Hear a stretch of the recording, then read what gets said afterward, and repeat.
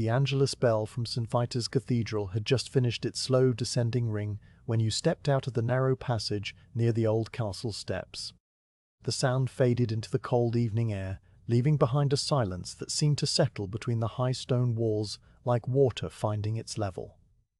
You crossed the entrance to Golden Lane, a row of small houses pressed against the inner fortification wall of Prague Castle. The cobblestones under your shoes were uneven and dark, their surfaces worn smooth by centuries of footsteps glistening faintly with the moisture that rose from the river after sunset. A thin mist was beginning to gather at the lower end of the lane, where the roofs of Malestrana descended toward the Vltava, and the air carried a scent of cold stone, wood smoke from the bakers' ovens below, and a distant breath of wet earth from the castle gardens. You walked slowly along the lane, passing the tiny windows of the tailors, the goldsmiths, the armourers, all closed now, their wooden shutters latched and their inhabitants settled into the quiet routines of early night. Your footsteps made a soft, unhurried sound on the stones, not a click, but a low scuff, because you had learned long ago to walk in a way that did not disturb the evening stillness. The lane curved slightly to the left, and there, at the point where the wall thickened and a buttress jutted out, stood the heavy oak door of the workshop. It was a door like many others on Golden Lane, iron-bound, its wood darkened by age and rubbed smooth around the iron handle. A small lantern hung from a bracket above it, unlit, its glass globe catching a faint reflection of the last light in the western sky. You paused for a moment before the door, adjusting the strap of the leather satchel that hung from your shoulder. The satchel contained a small loaf of bread wrapped in linen, a wedge of hard cheese, and a wooden flask of well water, provisions for the long night ahead. Then you placed your hand on the iron handle, its surface cold and slightly rough with rust bloom, and pushed the door inward. It opened with a low sound, a familiar groan of iron hinges that had been oiled with tallow many months ago, and now moved with the slow gravity of an old voice.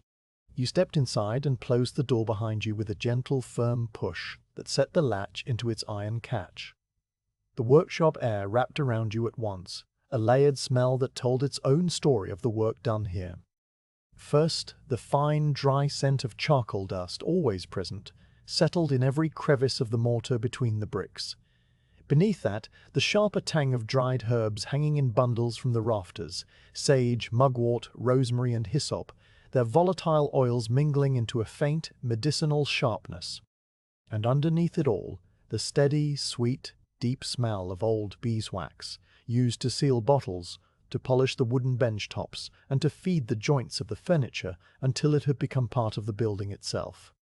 The air was cool, but not cold, because the thick stone walls held the day's meagre warmth and released it slowly through the evening. You stood just inside the door, letting your eyes adjust to the dimness. The only illumination came from a small high window set in the outer wall, a rectangle of dark blue sky in which a single early star had begun to appear. But you did not need light to find your way. Your hands knew this room. You took 3 steps forward, reaching out to the left where a peg was fixed into the stone wall at shoulder height. You hung your wool cloak there, its heavy folds falling straight, and then bent down to remove your outer shoes. These you placed side by side on the stone floor beneath the peg, their leather uppers holding the shape of your feet. From a lower peg you took a pair of soft felt slippers, indoor shoes that you slipped on, and immediately your footsteps became silent on the floor. The transition marked the beginning of the night's work. Now you moved to the first task, the lighting of the lamps. There were 3 oil lamps in the workshop, each one mounted on an iron bracket fixed to the wall or to a beam. The first was beside the entrance, its bracket shaped like a curling vine. You reached up and unhooked the small brass lamp, carrying it to the workbench that ran along the center of the room. On the bench sat a stoneware jug with a narrow spout, filled with lamp oil pressed from poppy seeds, a pale yellow liquid that smelled faintly nutty. Beside the jug lay a pair of small iron snips for trimming wicks, a length of fresh cotton wick coiled in a tin box, and a clay dish containing flint, steel, and a charred linen tinder. You set the lamp down with care, the brass base making a soft click on the wood. Lifting the glass chimney, you examined the wick.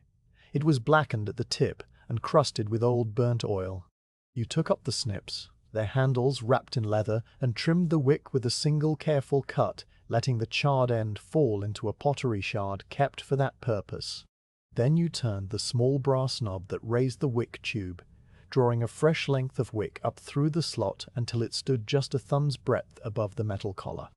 Satisfied, you filled the lamp's reservoir from the stoneware jug, pouring the oil in a thin, steady stream that gurgled softly as the reservoir filled. You replaced the chimney, wiped a smear of oil from the brass with a rag, and carried the lamp back to its bracket. To light it, you struck the flint against the steel, producing a quick shower of tiny orange sparks that fell onto the charred linen in the clay dish. A faint red glow caught the edge of the fabric, and you lifted it, blowing gently until a small flame appeared. You touched the flame to the wick, and after a moment of hesitation, the wick caught, burning first with a yellow smoking edge before you adjusted the knob to lower the wick slightly and produce a clean, steady point of light. The flame settled into a small teardrop shape, pale blue at its base and warm gold at its tip, hardly flickering at all. The area around the door emerged from darkness, showing the rough stone wall, the peg with your cloak, and the flagstone floor with its faint dusting of charcoal. You repeated this process for the second lamp, which hung above the long workbench at the center of the room. Its bracket was fixed to a heavy oak beam that ran across the ceiling, blackened by years of smoke. As this lamp came to life, the light spread wider, revealing the main working area of the alchemist's room. The workbench itself was a massive plank of elm, 3 arm lengths long and 1 across, its surface stained with ink, oil, and the faint purple-brown marks of old tincture spills. Along the back edge of the bench stood a row of glass vessels, round-bottomed flasks, narrow-necked retorts, and small conical beakers, some empty, some containing residues of past experiments. Pottery jars of various sizes with cork stoppers and wax seals sat in orderly clusters, their sides painted with symbols, a crescent moon, a circle with a dot, a cross, each signifying the nature of the contents. A large brass mortar with its heavy pestle rested at one end of the bench like a sleeping animal, and beside it a set of scales in a glass case to protect them from dust. You moved to the third lamp, the one beside the athanor furnace in the corner. This lamp was slightly larger than the others. Its bracket formed like a dragon's claw gripping the iron ring. You performed the same quiet ritual: remove, trim, fill, replace, light. As its flame grew, it illuminated the full height of the athanor, that tall beehive-shaped furnace built of brick and clay plaster, standing from floor to shoulder height. Its small iron door was closed, but through the seams you could see the faint red glow of the embers inside, a remnant of the fire the master had lit earlier in the day. The warmth from the furnace reached you in a gentle wave, not hot, just a subtle increase in comfort that seemed to settle in your bones. Now all 3 lamps were lit, their combined glow filling the workshop with a soft, golden illumination that pushed the shadows into the corners, but never quite extinguished them. You stood still for a moment, looking around. The room revealed itself in layers, first the immediate circle of the workbench, then the shelves along the walls. The tallest shelf stood against the wall opposite the door, a structure of dark waxed oak with 5 tiers, each one packed with leather-bound notebooks. The notebooks were of different sizes, some thin, some thick as your fist, their spines stamped with dates in faded gold leaf that ranged back many years. The leather was dark brown, cordovan or deep green, and the smell of old paper, dry ink, and leather polish emanated from that shelf like a quiet presence. On the lower shelves, rolled parchments and manuscript sheets tied with linen ribbon lay in neat stacks alongside wooden boxes of powdered pigments and gum arabic. Below the shelves, a narrow cot stood against the wall, covered with a wall blanket of natural grey, and beside it a small 3-legged stool with a cushion of stuffed sackcloth. A second door, smaller than the main one, led to a narrow stone staircase that spiraled upward to the rooftop observation platform, but you would not climb that for many hours yet. The floor of the workshop was made of large stone flags, worn concave in the center of the room from centuries of footfall, and scattered with woven rush mats to soften the sound of movement. You now turned your attention to the workbench, where the master had left a single sheet of paper. It was held down by a smooth river stone the size of a hen's egg, grey with a white vein running through it like a frozen lightning bolt. You lifted the stone and picked up the paper, holding it close to the central lamp. The master's handwriting was small and precise, the letters formed with a quill cut to a fine point. The ink was iron gall, a deep black that had slightly browned at the edges of the strokes, and the paper had a faint vinegary smell that was characteristic of that ink. You read the instructions slowly, absorbing each word. Tend the low fire in the athanor, keep the embers even. Continue the purification of the sea salt, 3 portions, each 4 drachms, as practiced. Observe the rate of distillation in the small copper alembic, counting the drops, noting any change in frequency or in the color of the distillate. Record observations in the logbook for the night watch. A small kettle by the furnace for your own use. The moon observation after the 3rd hour if clouds permit. That was all. The master's hand was economical with ink and words. You set the paper back on the bench, placing the riverstone on its corner, and ran through the tasks in your mind. There was no order given, but you had learned the natural sequence of the workshop night. First attend the fire, then begin the distillation observation, then the weighing and purification, and the copying or reading between checks. The structure of the night unfolded in your mind as a gentle rhythm, each task a station along a slow circular path. You walked to the athanor and opened the small iron door with the hook that hung from a nail beside it. The glow of the ember bed filled the opening, a bed of charcoal pieces, some already coated in fine white ash, some still holding their shape with faint orange veins of heat. You knelt down and peered inside, assessing the fire. It was exactly as it should be, a steady, low burn that would last for many hours without needing fresh fuel.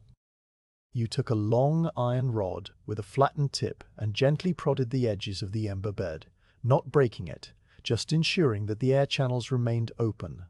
A small flurry of sparks flew upward and vanished into the darkness of the furnace interior. You closed the door, leaving the damper at the top of the tower open a thumb's width to draw a slow, constant breath of air through the coals. Beside the furnace, on a brick ledge, sat the small copper alembic that the master's note had mentioned. It was a miniature version of the larger stills used in the apothecary, its pot-bellied body holding perhaps 2 cups of liquid, its swan neck tube curving upward and then down into a glass receiver. The fire beneath it was not from the athanor, but from a separate spirit lamp, a tiny brass vessel with a wick that burned so low and blue it was almost invisible. The lamp had been lit by the master before he departed, and a single drop of liquid hung at the tip of the condenser tube. You bent down, your hands on your knees, and watched. The drop swelled almost imperceptibly, gathering mass from the condensing vapor until, after a long pause, it detached and fell into the glass receiver with a sound softer than a whisper. You counted the seconds. 12. The rate was correct. You straightened up and made a mental note to return in an hour to check again. Now you turned to the task of preparing the chamomile infusion that would be your companion through the night. A small kettle of water, black iron with a bale handle, sat on a trivet placed over a corner of the athanor's outer half, where the stone was warm but not hot enough to boil. The kettle had been filled with water from the workshop's stoneware crock, and it now stood quietly, its surface beginning to show tiny bubbles on the inside wall. You took a clay mug from a shelf, a simple vessel with a thumb groove handle and a faint green glaze, and placed a linen bag of dried chamomile flowers into it. The flowers rustled softly, releasing a sweet hay-like scent that reminded you of summer meadows. You poured the hot water over the bag and watched the clear liquid turn pale gold, a color that deepened as the minutes passed. You left the mug on the bench to steep, a tendril of steam rising and curling in the still air. The workbench called you back to the next task, the weighing of the salt. You pulled the small balance scale from its position against the wall, placing it squarely on a clean section of the bench. The scale was made of polished brass that reflected the lamp flames in tiny, distorted golden shapes. The beam was straight and true, its central knife edge resting on a polished agate bearing, and at each end hung 3 silk cords supporting a shallow brass pan. The whole instrument was delicate and precise, and you handled it with the same care you would give to a living thing.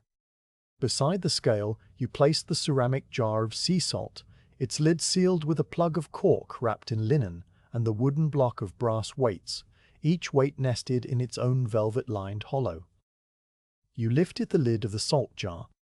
The salt inside was grey-white, coarse, and slightly damp, with a mineral smell that was sharp and clean, like the memory of the sea distilled into tiny crystals. You took a horn spoon from the bench tools and scooped a small amount of salt onto a sheet of clean paper, spreading it out with the back of the spoon so that any lumps could be seen and broken. There were a few small pebbles mixed with the salt, remnants of the evaporation process, and you picked these out with the point of a quill, dropping them into a waste bowl. The process of weighing was a meditation. You placed a 4 drachm of brass weight on the left pan, its tiny cup shape holding the engraved number. Then, using the horn spoon, you began adding salt to the right pan, grain by grain. The beam of the scale tipped and swayed, and you watched the pointer at the center, a thin brass needle that moved against a silvered scale marked with fine lines. Your breathing slowed without any conscious decision, and your movements became smaller, more controlled, until you were adding single grains of salt with the tip of a small brush made from squirrel tail hair. The pointer swung left, then right, then settled directly on the center mark. It was as if the world had come into perfect stillness for just that instant. You transferred the salt from the pan to a small glass dish, tapping the pan gently with your finger to release every last grain, then covered the dish with a square of linen held in place by a loop of twine. This you set aside. Then you repeated the entire sequence. Spoon the salt, spread it, pick out the impurities, balance the scale with the weight, add salt slowly, watch the pointer, achieve the balance. You did this until 3 identical portions were arranged in a row of glass dishes, each one containing exactly 4 drachms of grey sea salt. The entire procedure consumed no small amount of time, but time in the workshop was not a commodity to be spent. It was a medium to be occupied, like the air you breathed. When the 3rd dish was covered, you washed your hands in the stone basin that sat on a stand near the door. The water came from a hanging cistern with a small spigot. You opened it and let a thin stream run over your fingers, washing away the sticky salt residue. You dried your hands on a linen towel that hung from a wooden rail, noting the familiar frayed edge and the faint grey stains from 100 previous nights. Now you stood again in the middle of the workshop, listening. The flame of the middle lamp made a tiny hissing sound as it consumed the oil. The athanor breathed its low, continuous whisper through the damper. From outside, through the thickness of the stone wall and the small window set so high, you could just barely hear the distant murmur of the Vltava river as it flowed through the weir near the Charles Bridge, a constant sound that had been there before the city was built and would be there long after, a deep bass note beneath all the other quiet noises of the night. Somewhere behind the herb press, a mouse moved with a soft, rapid scurry, its claws ticking on the back of a wooden shelf, then silence again. The workshop had a way of settling into itself as the night deepened, the cooling stones making faint ticking sounds as they contracted, the wooden beams exhaling the last of the day's warmth in small creaks that were like the joints of an old man stretching. You walked to the small window, drawn by the square of indigo sky. Standing on your toes, you could see out across the courtyard to the rooftops descending toward the river. A few lights flickered in the distance, lanterns on the bridge or candles in the windows of the lesser town houses, and the dark mass of the Petin hill rose against the star-pricked sky. The mist had thickened slightly, softening the edges of the tiles and chimneys, giving the whole scene the hazy quality of a memory. You remained there for a long moment, your hand resting on the cool stone sill, feeling the night air seeping through the glass, and then you turned back to the room. The chamomile infusion had cooled to drinking temperature. You wrapped your hands around the warm mug, lifting it carefully, and took a sip. The taste was mild and floral, with a hint of honey even though you had added none, and the warmth traveled down your throat and spread outward through your chest. It was the taste of the night watch itself, the official drink of quiet vigilance. You set the mug on a small clay tile that served as a coaster and sat down on the cushioned bench near the library shelf, pulling the green leather herbarium onto your lap, but not yet opening it. First, you needed to record the initial observations in the logbook. The logbook lay open on the slanted writing desk at the end of the workbench. It was a substantial volume, bound in heavy boards covered with dark leather, its pages of thick, cream-colored paper with a slightly rough surface that took ink beautifully. You dipped a quill into the inkwell, wiped the excess on the rim, and began writing in the same small, precise style the master used. You noted the date at the top of the page using the saint's day and the year, then wrote a brief entry: Angelus watch, lamps lit, athanor steady, ember bed even, small alembic dropping at 12 count, salt portions weighed, 3 times 4 drachms, ready for purification, sky partly clear, moon right gleeky rises kikig. All quiet. You sanded the page, blew the sand into a tray, and closed the book. The ink would dry to a permanent black that would outlast you. Now the first hour of the watch was complete, and the workshop was fully yours. The fire was tended, the distillation was observed, the salt was weighed, and the logbook was written. The night stretched ahead in its long, gentle arc, and the room held you in its amber glow. You opened the herbarium at the place marked by a pressed arrow stalk, letting the pages fall open naturally, and began to read the careful descriptions of roots and leaves, the words flowing into your mind like the water in the river outside, slow and continuous, and without any urgency. The evening had properly begun, and the first chapter of the night was closed in quiet completeness. Now the second chapter of the night watch settled around you like a familiar garment, and the workbench became the center of your attention once more. The chamomile infusion had cooled to a mild warmth, and you took another sip, letting the taste of dried summer flowers rest on your tongue before placing the clay mug back on its tile. The logbook entry was dry, the sand brushed away, and the green leather herbarium waited on the cushioned bench. But before you could settle into reading, the master's written instructions nudged at your memory. Continue the purification of the salt.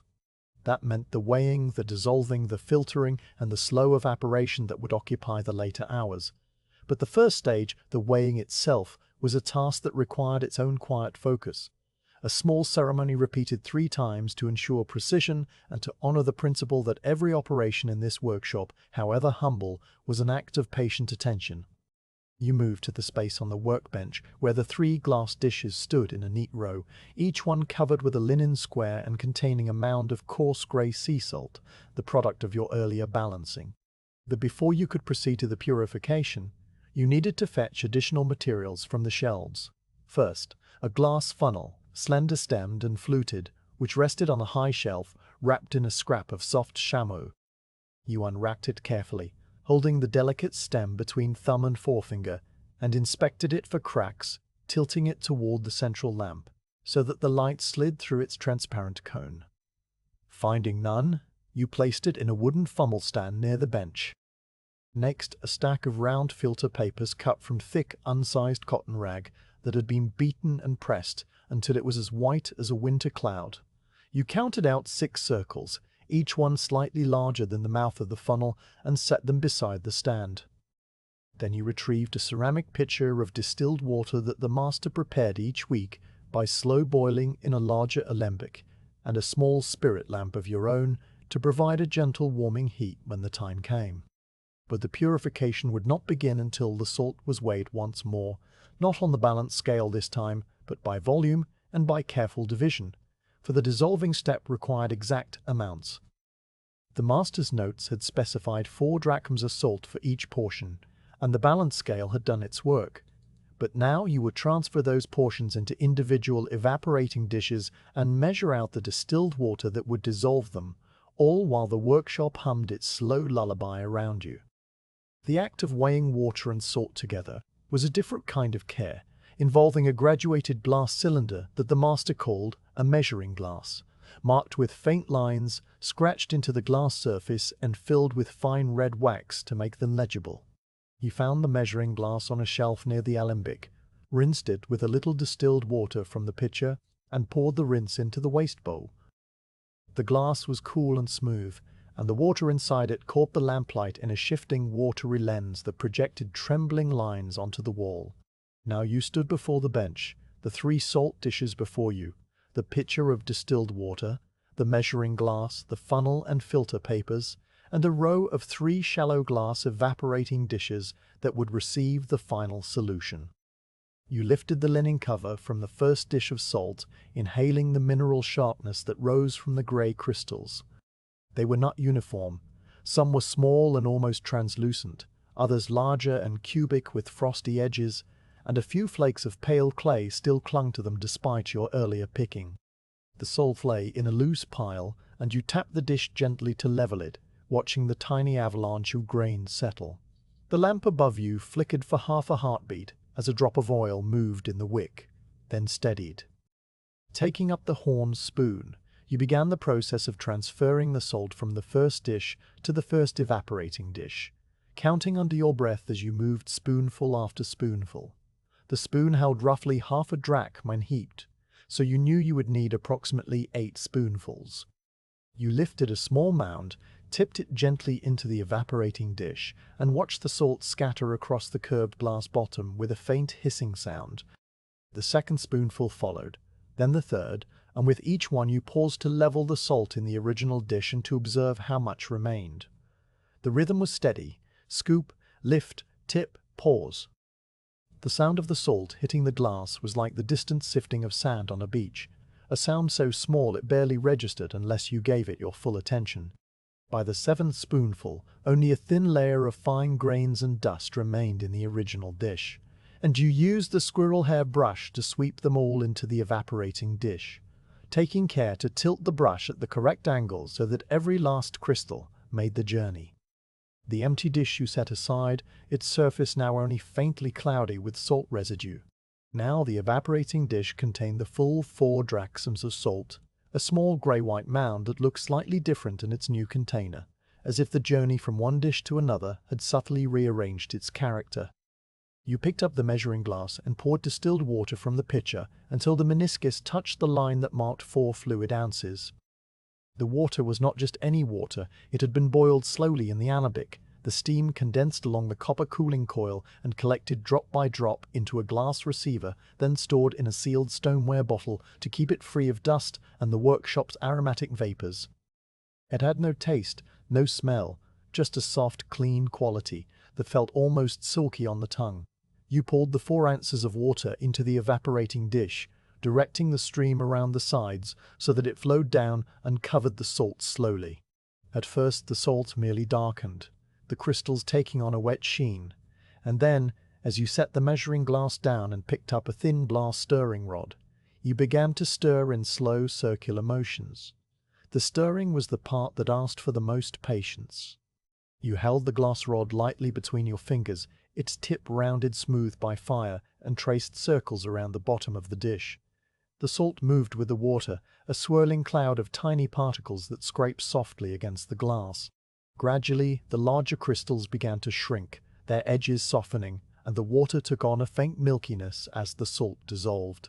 You stirred with a consistent, unhurried motion, never changing the direction, never stopping, watching the transformation happen at its own pace. The lamp flame beside the bench bent slightly in a draught you could not feel, and the shadow of your moving hand flickered on the wall. After many minutes, the water was clear, with only a tiny residue of fine clay suspended in it, and the salt was gone, its substance now invisible but present, held in the water like a secret. You removed the stirring rod, wiping it on a clean cloth, and placed the dish of salt solution to one side, covering it with a larger glass dome to keep out dust while you repeated the entire sequence for the second and third portions. For the second dish of salt, you approached the task with the same deliberate pace, though the details of the workshop had shifted slightly in the time that had passed. The athanor gave a soft, deep sigh as a piece of charcoal settled into ash, and the alembic, still dripping at its measured rate, produced another tiny tap against the surface of the collected rose water. You lifted the second linen cover, noticed that this salt sample had slightly more of the pale clay specks, and spent a few extra moments picking them out with the quill tip before transferring the salt to the evaporating dish. This time you used a different counting method, measuring by eye rather than by spoonful count, pouring the salt directly from the dish in a slow, thin stream until the original dish was empty, then brushing the remaining dust into the evaporating dish. The action felt familiar now, your hands knowing the weight of the dish, the angle to hold it, to prevent spillage, the exact pressure of the brush. When you poured the distilled water for the second portion, you noticed the way the liquid caught the light from the lamp and threw a wavering circular pattern onto the ceiling, a pale ring that shifted as you moved the measuring glass. You poured carefully, watching the meniscus rise, and then stirred again with the same slow circular motion, your arm moving from the shoulder, your breathing timed to the rotation of the rod. The dissolving happened slightly faster this time because the salt was finer, having been broken more by the original weighing, and the water cleared more quickly. You found yourself noticing the small bubbles that clung to the glass rod and the way they slid upward when you reversed the direction of the stir just once, an action you corrected immediately to maintain the purity of the procedure. This dish, too, received its glass dome, and you set it beside the first. The third portion was the last, and by now the rhythm had become so natural that you almost felt you could do it with your eyes closed, though you did not, because the work demanded respect. The third salt dish had the fewest impurities, the crystals remarkably clean and even, and you transferred them with a smooth efficiency that still managed to be gentle. The measuring glass was filled for the final time, the distilled water pouring in a silvery thread, and as you stirred, you watched the salt disappear into the water with a kind of quiet satisfaction, not triumph, just the calm acknowledgement that the task was done correctly. You covered the third evaporating dish and placed it at the end of the row, so that 3 identical solutions now sat on the workbench, each one containing the invisible presence of sea salt brought from the Adriatic shore by a trader months ago, now purified of its visible impurities and ready for the slow evaporation that would yield pure, clean crystals. With the weighing and dissolving complete, you turned to cleaning the tools. The balance scale, which had served its purpose earlier, now sat with its pans empty and its beam at rest, and you took a moment to dust the agate bearing with a fine brush, making sure no salt grains lingered to corrode the brass. The horn spoon was rinsed in the waste bowl and dried, the squirrel hair brush shaken free of dust, the measuring glass rinsed with a little distilled water and returned to its shelf. The empty salt dish, the original container, was washed in the stone basin and dried with a soft cloth until it gleamed faintly. You then washed your own hands, feeling the cool water run over your skin and the faint, pleasant roughness of the linen towel as you dried them. The scent of chamomile still lingered in the air, mingling with the mineral sharpness of salt and the ever-present notes of charcoal and beeswax. You paused then, standing in the center of the workshop, and let your gaze travel around the room. The 3 lamps continued to burn with steady teardrop flames, their light pooling on the worn flagstones. The athanor hummed its deep internal note, and the small alembic had not changed its rhythm, the drops still falling at the count of 12. The night was deep now, the kind of depth that exists far from any sunrise, and the city outside had fallen into its most silent hour. Even the murmur of the Voltava seemed to have softened, as if the river itself was half asleep under the drifting mist. You picked up the clay mug of chamomile, now only faintly warm, and finished the last sip, the liquid spreading a final wave of comfort through you. The purification of the salt was not finished, of course. The 3 dishes of solution would need to be filtered to remove the fine clay residue, and then they would be placed on a gentle heat to evaporate the water slowly, a process that would take many more hours and require periodic checking. But those steps belonged to later, to the 3rd and 4th watches of the night. For now, the weighing and the dissolving were complete, and you had earned a space of stillness. You carried the row of covered dishes to a safe corner of the workbench, where they would be undisturbed, and then you walked the short distance to the cushioned bench, settling down with the weight of the night's first half resting gently on your shoulders. The green leather herbarium was still open to the page marked by the dried yarrow stalk. You lifted the book onto your lap, the heavy pages rustling softly, and in the quiet that followed the completion of the task, you began to read once more about the properties of comfrey and the proper time to harvest marshmallow root, your eyes moving across the dense, even script with a slow, restful pace. The workshop held you in its amber glow, and the second chapter of the night dissolved into the quiet continuity of your breath, the turning pages, and the soft, eternal drip of rose water condensing in the dark. The salt solutions now rested in their covered dishes, and the workbench was tidy once more. You had cleaned the tools, rinsed the measuring glass, and put away the balance scale in its proper place. The chamomile mug was empty, and you made a mental note to brew another infusion later, perhaps during the deep hours after midnight. But now the second task of the night called to you from the corner near the athanor, where the small copper alembic continued its silent, patient work. The master had written it plainly. Observe the rate of distillation, count the drops, note any change. This was not a task that required movement or heavy labor, but rather a settling into stillness, a giving of your attention to a single, repeating event that unfolded at its own unhurried pace. You walked the few steps from the workbench to the brick platform where the alembic sat, your felt slippers making no sound on the flagstones, and you pulled the low stool closer, positioning it so that you could sit comfortably and face the apparatus directly. The alembic was a thing of quiet beauty, a small version of the great copper stills used in apothecary shops to make rose water and spirit of wine. Its body, the cucurbit, was a round-bottomed vessel no larger than a small melon, hammered from a single sheet of copper that had been shaped over a wooden form and then riveted at the seam.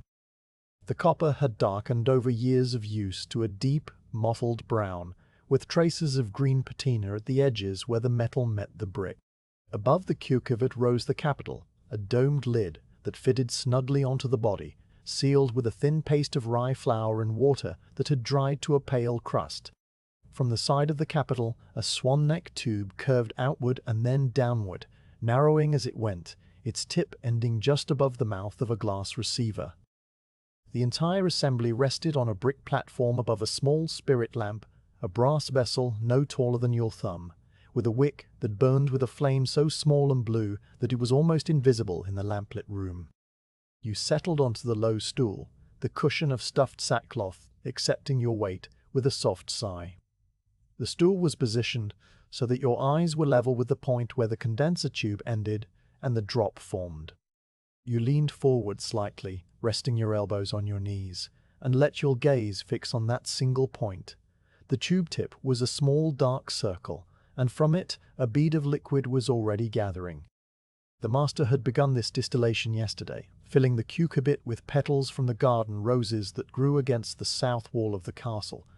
Roses of a deep crimson variety with a scent so strong that a single petal crushed between the fingers would perfume the hand for an hour. He had added a measure of spring water, not the distilled water you used for the salt, but a softer water drawn from the well near the Strahov monastery, and then he had lit the spirit lamp and left the apparatus to work. The glass receiver already held a shallow layer of clear liquid, perhaps the depth of a finger, and on its surface floated several tiny, glistening oil droplets that moved slowly, pushed by invisible currents. The droplet at the tip of the tube swelled in perfect silence.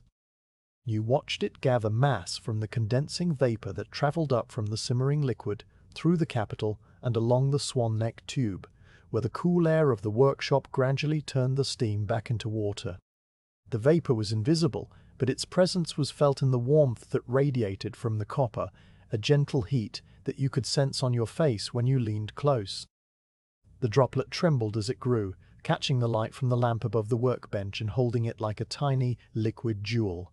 It was not perfectly round, but slightly elongated, pulled by gravity toward the release point. You began to count, not aloud, but in the back of your mind, a slow, steady rhythm that matched your breathing. 1, 2, 3, 4, 5, 6, 7, 8, 9, 10, 11, 12. At the count of 12, the droplet had reached its full size, and with a sudden, soft movement, it detached and fell into the receiver with a sound that was less than a tap, a sound so small that it was more a suggestion of sound, a faint high note that dissolved instantly into the hum of the athanor. You took a small notebook from the pocket of your tunic, a booklet of scrap paper stitched together with linen thread, and a stick of graphite wrapped in a paper sleeve. You wrote the number 12 in a small, neat hand, noting the interval between drops. Then you settled back into the watching. The next droplet began to form almost immediately, a tiny pearl of moisture appearing at the tube tip and beginning its slow growth. This was the rhythm of the task: watch, count, record, repeat. It asked nothing of you but patience and a steady gaze, and you gave both without hesitation. The workshop around you was quiet, and the small circle of light in which you sat seemed to separate from the rest of the room, creating a private space for you and the alembic. The process had a way of drawing you in, so that the passing of time became measured only in drops. After the second droplet fell, again at the count of 12, you found that your breathing had synchronized with the counting, each inhale lasting 4 counts and each exhale lasting 8, a natural rhythm that your body had found on its own. The third droplet took 13 counts, and you noted the slight change, then considered whether the spirit lamp needed adjustment. You leaned to the side and looked beneath the brick platform at the tiny flame. It burned with a steady blue heart, fed by the oil that the wick drew upward from the small brass reservoir. A very slight adjustment, a fraction of a turn on the small knob that raised or lowered the wick, would change the heat. But the difference of 1 count was within the range the master had specified, and so you decided to leave it for now, only making a note in your booklet. Third drop, 13. The scent of the distillation was beginning to fill this corner of the room. It was not yet a strong smell, but a gentle, layered fragrance that crept into your awareness slowly. The primary note was rose, of course, a sweet floral presence that seemed to float on the air rather than occupy it. But beneath that were other notes, the clean metallic tang of hot copper, a smell like the air before rain, and the faint, nutty sense of the burning lamp oil. There was also the ever-present beeswax from the lamps, a warm, comforting base that held all the other smells together.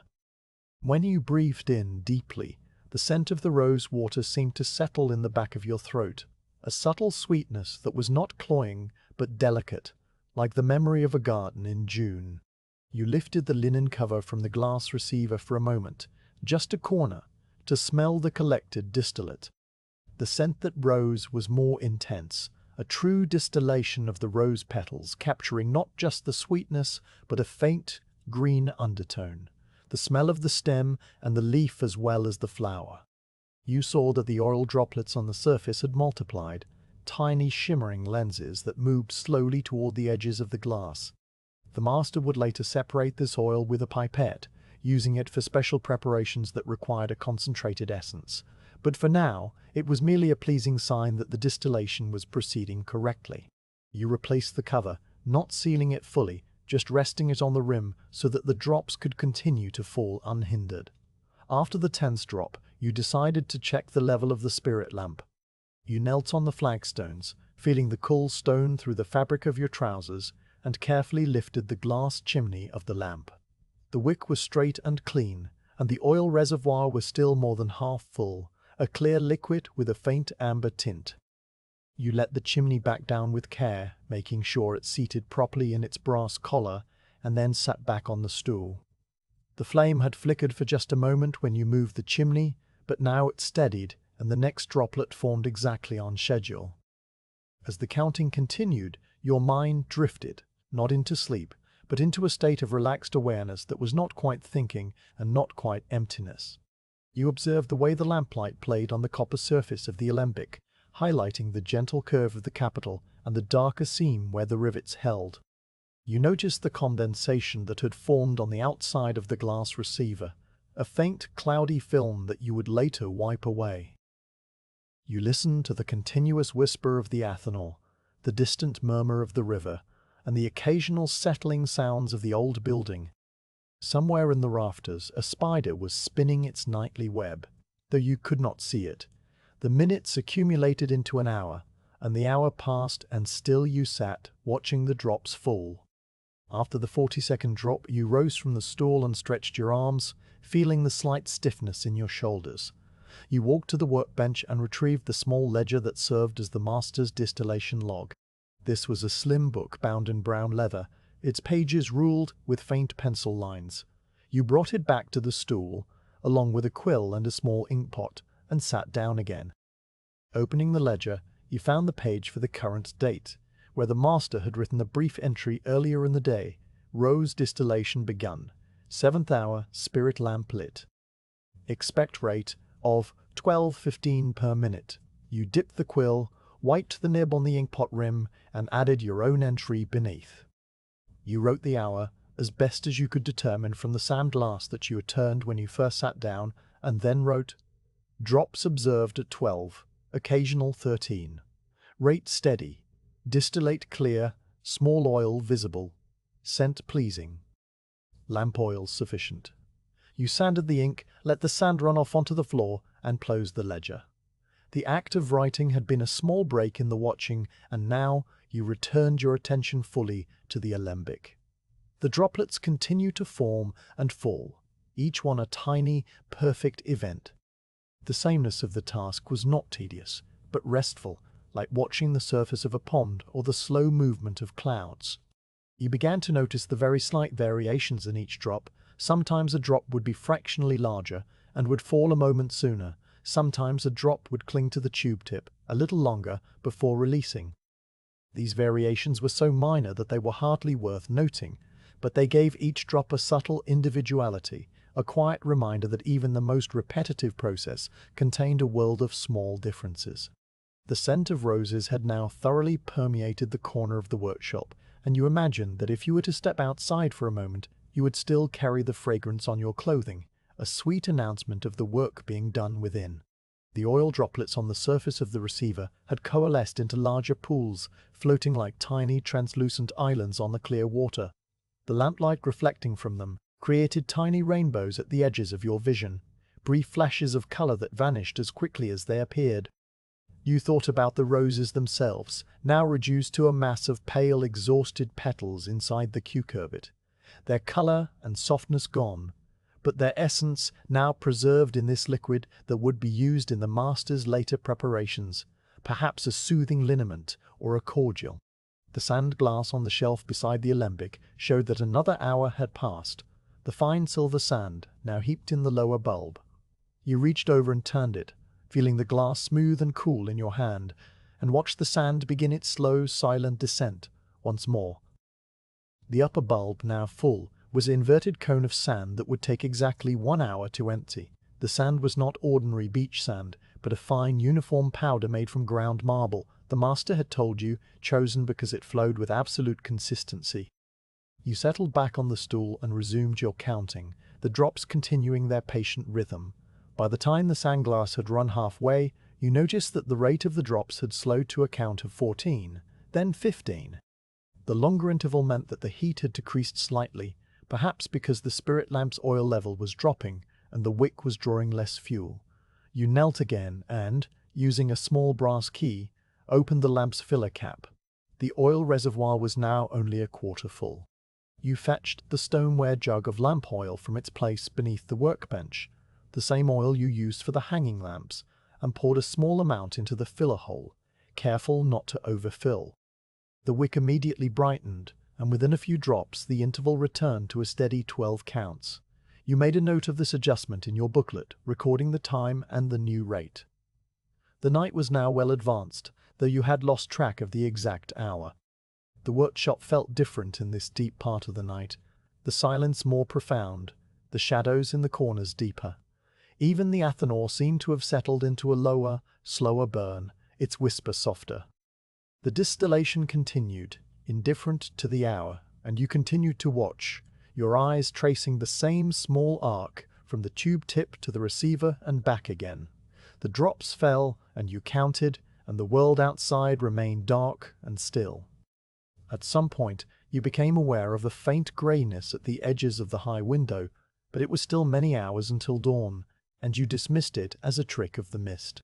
The rose water in the receiver had now risen to a depth of 2 fingers, a satisfying volume that represented hours of quiet work. The oil on the surface had gathered into a single shimmering lens that moved slowly as the receiver was occasionally nudged by the falling drops. The scent in the corner was rich and deep, a perfume that seemed to have weight, settling on the surfaces of the bench and the stool and your clothing. You leaned back, resting your spine against the edge of the workbench, and let your eyes close for a moment, not to sleep, but to rest from the focused watching. When you opened them, the alembic was still there, still dripping, and the sandblast showed that another quarter hour had passed. You had not truly slept, only drifted, and the counting resumed without effort.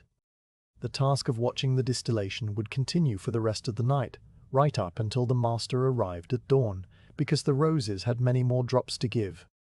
But the initial phase of careful observation was complete, and you had learned the rhythm of this particular batch of petals. From now on, you would check the rate every half hour, adjusting the lamp if needed, and recording the progress in the ledger, but you would also be able to divide your attention between other tasks. The purification of the salt would need filtering, the athanor would need a fresh piece of charcoal, and the herbarium book still waited on the cushioned bench. The night was full of small, quiet occupations, each one flowing into the next like the drops into the receiver. You stood, stretched once more, and left the alembic to its patient work, the scent of roses clinging to the air behind you as you moved toward the next small duty of the watch.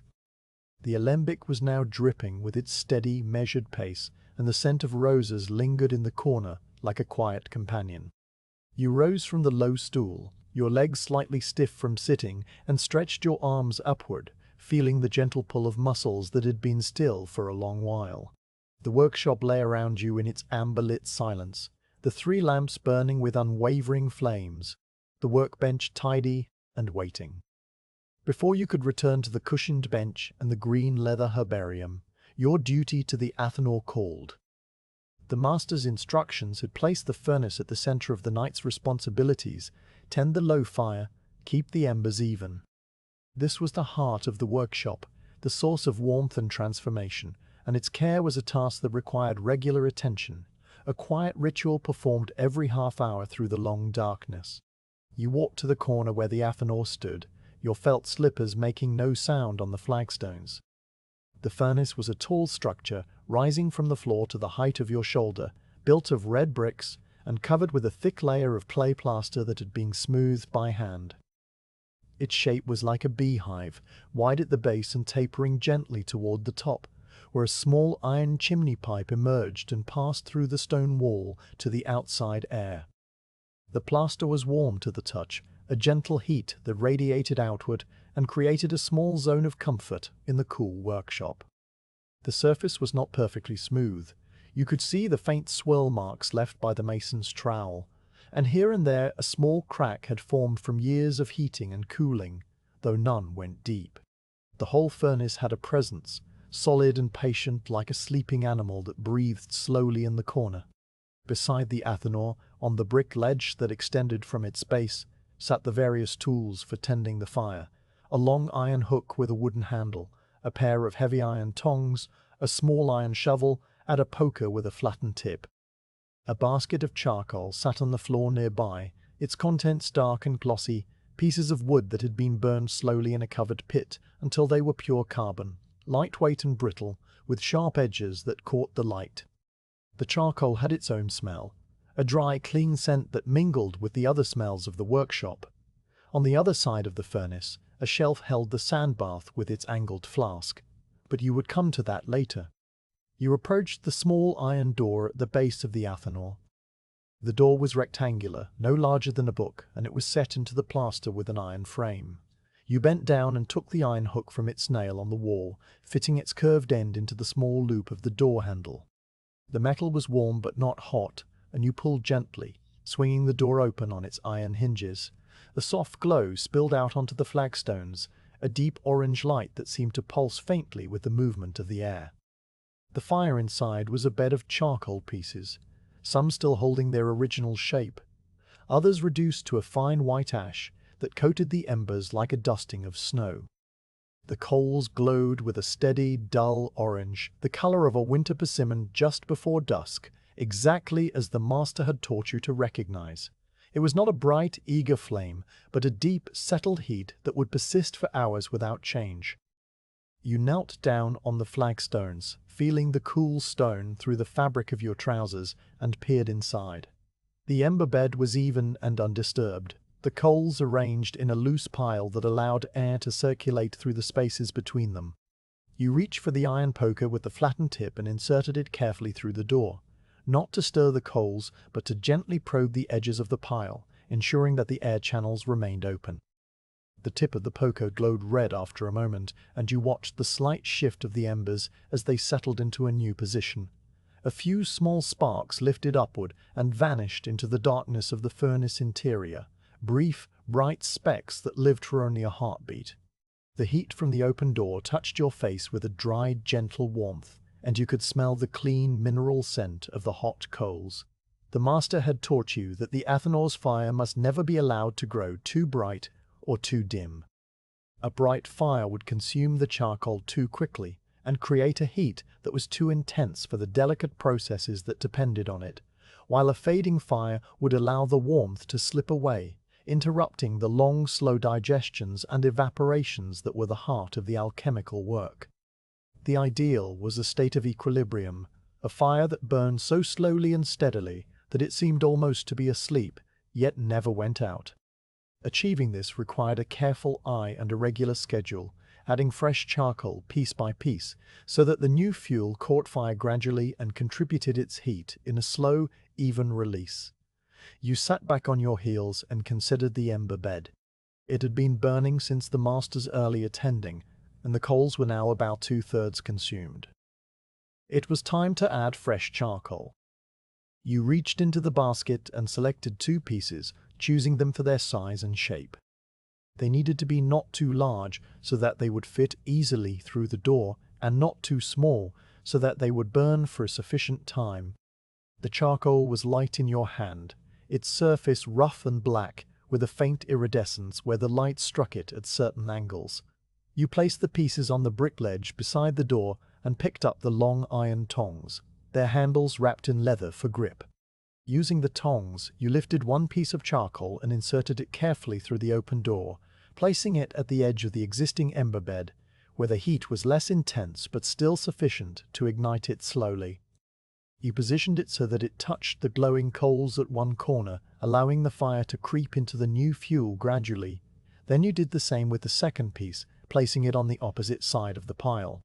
The fresh charcoal sat there for a moment, dark and inert, and then, as you watched, a tiny orange spot appeared at the point of contact, spreading slowly like the first light of dawn. The new coals would take many minutes to catch fully, and during that time they would release their heat in a controlled, gentle manner. You nodded to yourself, satisfied with the placement, and withdrew the tongs, closing the door with a soft clanks of iron, meeting iron. Now you turned your attention to the damper at the top of the furnace. This was a small iron plate that could be slid across an opening in the chimney pipe, regulating the flow of air through the fire. When the damper was open, more air entered the furnace through the small vents at the base, feeding the coals and making them burn brighter. When it was closed, the air was restricted and the fire settled into a slower, deeper smoulder. The master's instructions were to keep the damper open just a thumb's width, allowing a slow, constant draw of air that would sustain the fire without causing it to flare. You stood on your toes and reached up to the damper handle, a simple iron loop that was warm but not uncomfortable. You slid the plate until the opening was exactly the width of your thumb, a gap that allowed a thin stream of air to pass through and created a low, continuous whisper that you could hear if you stood close. The sound was like the distant breathing of the workshop itself, a gentle, rhythmic note that blended with the hum of the lamps and the quiet drip of the alembic. You stepped back from the furnace and placed your palm flat on its plaster side. The warmth radiated into your hand, a steady, comforting heat that was never hot enough to be uncomfortable. It was the kind of warmth that seemed to seep into your bones, easing the small aches of a long night. You kept your hand there for a moment, feeling the slight vibration of the air moving through the chimney, and then you let it fall to your side. The furnace was content, its fire burning in its slow, patient rhythm, and you knew that it would continue so for another half hour, at which point you would check it again. Beside the athanor, on a low shelf, sat the sand bath that the master had mentioned in his notes. This was a shallow earthenware bowl filled with fine, clean sand, and resting at an angle in the sand was a glass flask of a shape known as a matris, with a round body and a long, narrow neck.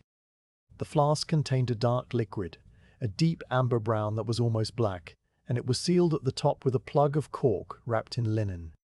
The sand bath was positioned so that it received a gentle, indirect warmth from the side of the athanor, enough to keep the liquid at a constant temperature, but not enough to bring it to a boil. The liquid was a tincture that the master had been preparing for many weeks, a slow maceration of herbs in spirit of wine that required a long, gentle digestion to extract their full properties. You had watched the master prepare it, weighing the dried herbs and pouring the clear spirit over them, and now it sat here, quietly steeping, its color darkening with each passing week. You fetched a small candle from the workbench, a stub of beeswax in a tin holder, and lit it from one of the oil lamps. Carrying the candle in one hand, you approached the sand bath and held the flame behind the glass flask so that the light shone through the dark liquid. You leaned close and examined the surface of the liquid within, looking for any shimmer or motion that would indicate that it was approaching a boil. The liquid was still, perfectly still, its surface as smooth as a dark mirror. The warmth from the sand bath was just right, a gentle, diffused heat that kept the tincture at a constant temperature without disturbing its quiet repose. You moved the candle slowly around the back of the flask, watching from different angles, and saw no sign of bubbles or movement. The liquid was as calm as the night outside. You blew out the candle, the small wisp of smoke rising and dissipating into the workshop air, and returned it to its place on the bench. Then you walked back to the stool near the workbench and took up your small notebook and the graphite stick. You opened the booklet to the page where you had been recording the night's observations and wrote a brief entry. 12th hour. Athanor checked, embers steady, 2 fresh coals added, damper set to thumb's width. Sand bath liquid still, no motion. Temperature good.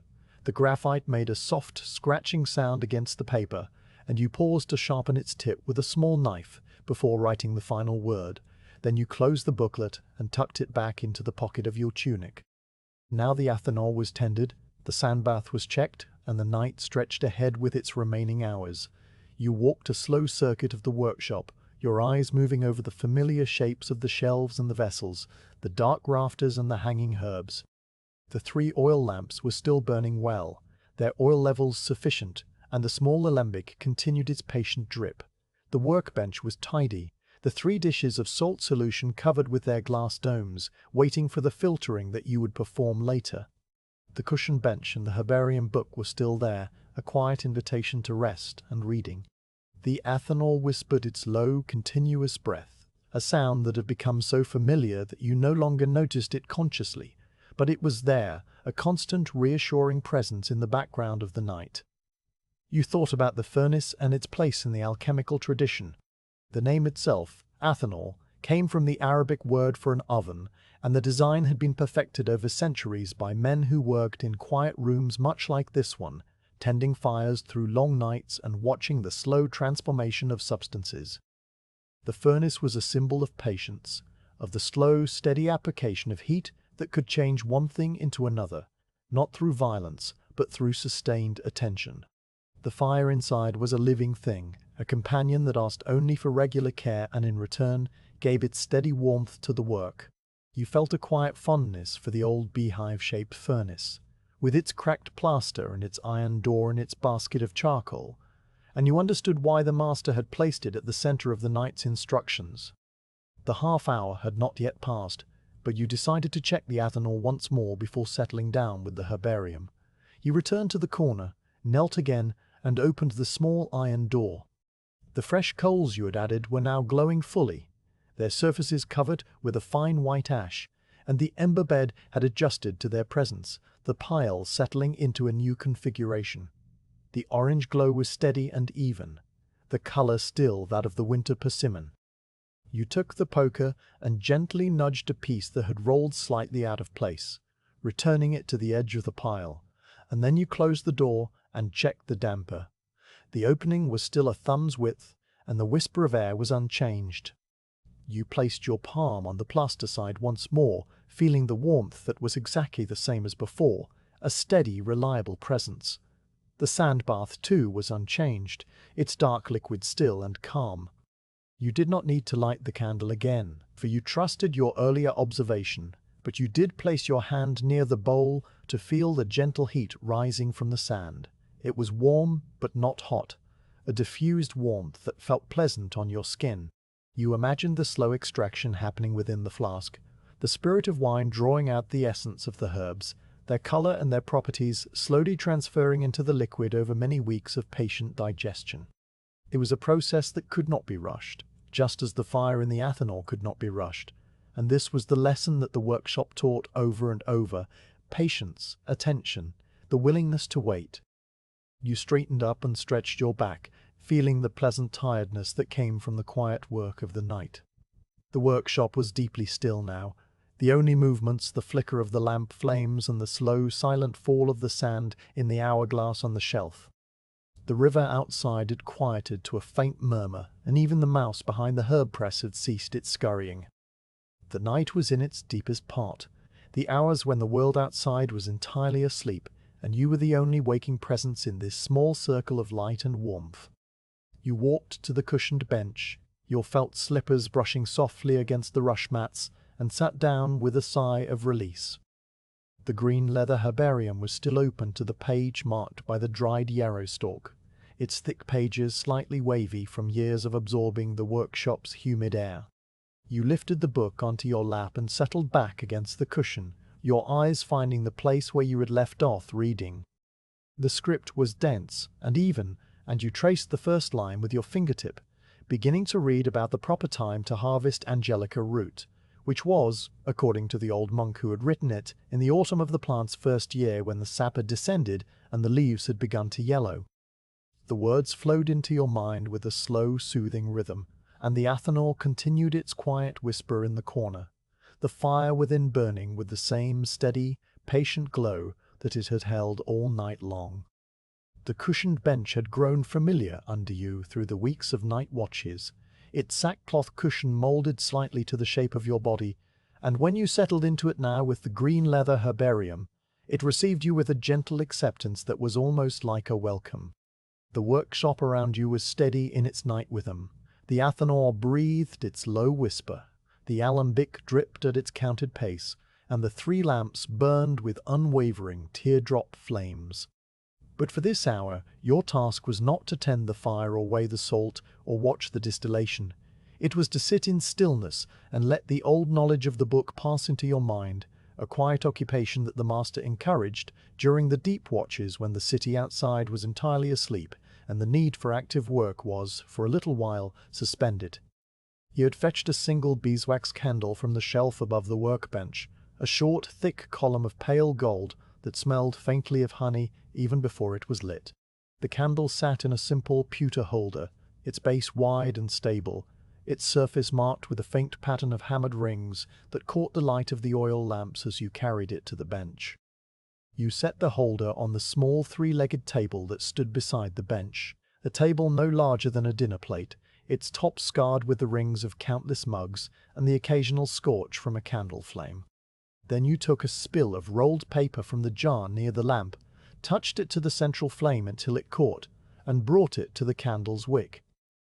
The wick was fresh, not yet blackened, and it took the flame readily, burning at first with a yellow, fluttering light that quickly steadied into a small, pale teardrop as the beeswax melted into a clear pool around the base of the wick.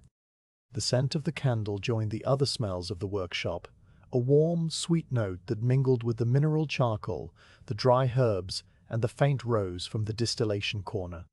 You pulled the herbarium onto your lap, feeling its weight settle against your thighs. It was a substantial volume, bound in heavy wooden boards that were covered with worn green leather, the surface rubbed smooth at the corners and along the spine where many hands had held it over the years. The leather was not dyed a uniform green, but showed variations, darker along the edges and lighter where the book had rested open, and there were small dark stains here and there that might have been drops of tincture or oil from some long-ago workbench. The spine was reinforced with 3 raised bands of thick cord, and at the top and bottom were small brass caps that protected the leather from fraying.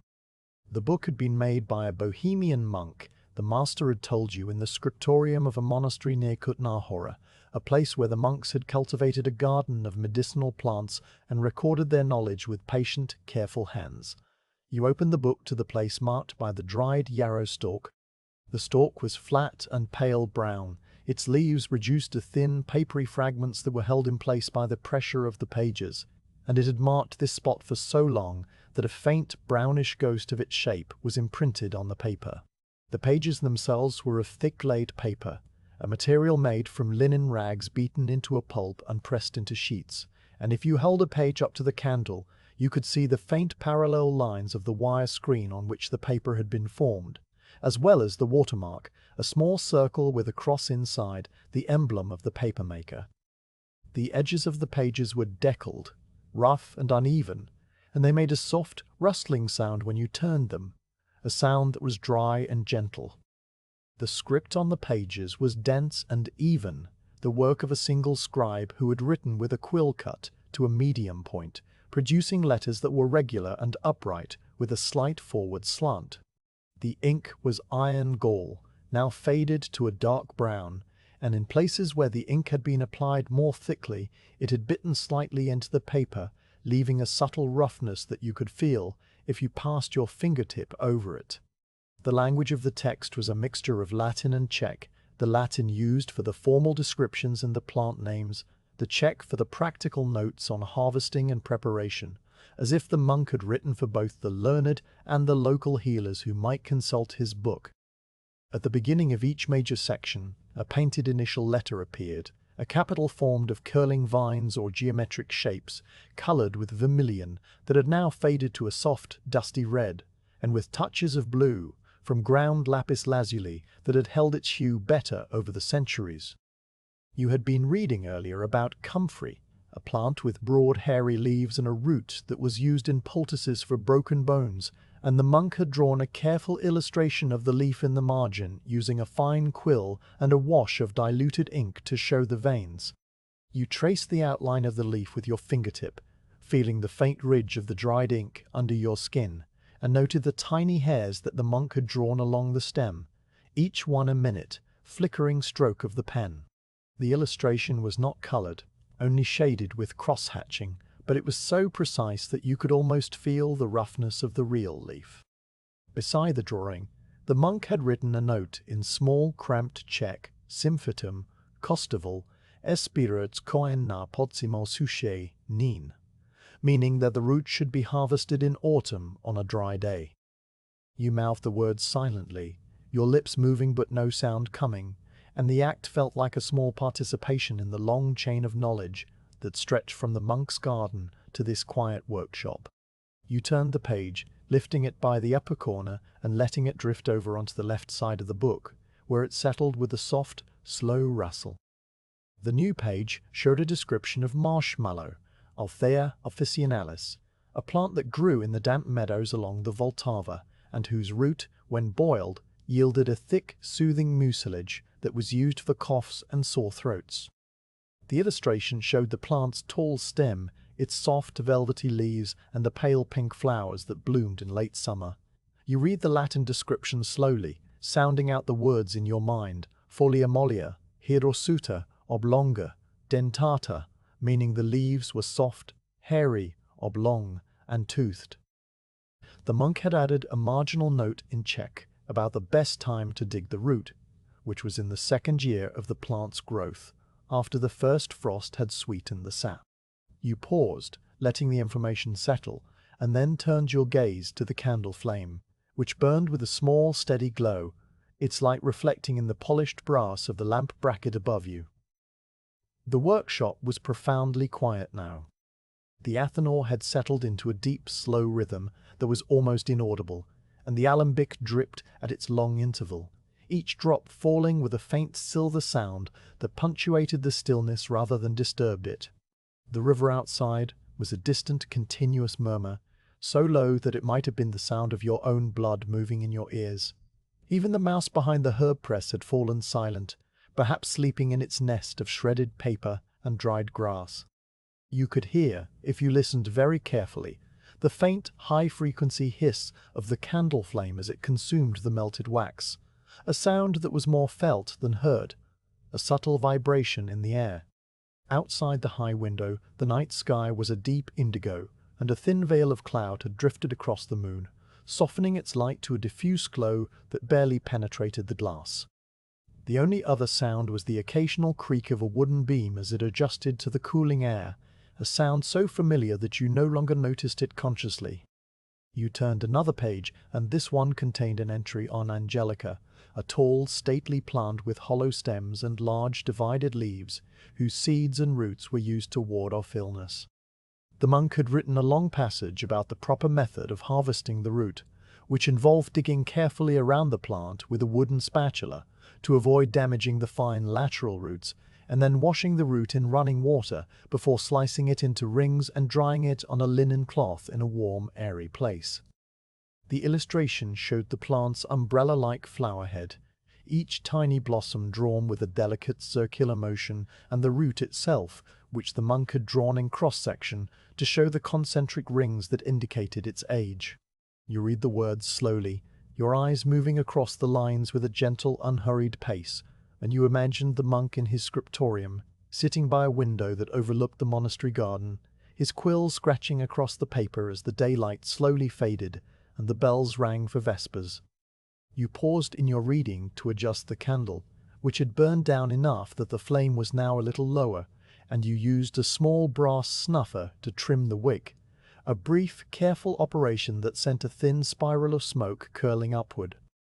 The beeswax pool around the wick was clear and golden, and you tilted the holder slightly to redistribute the wax, watching it flow like warm honey.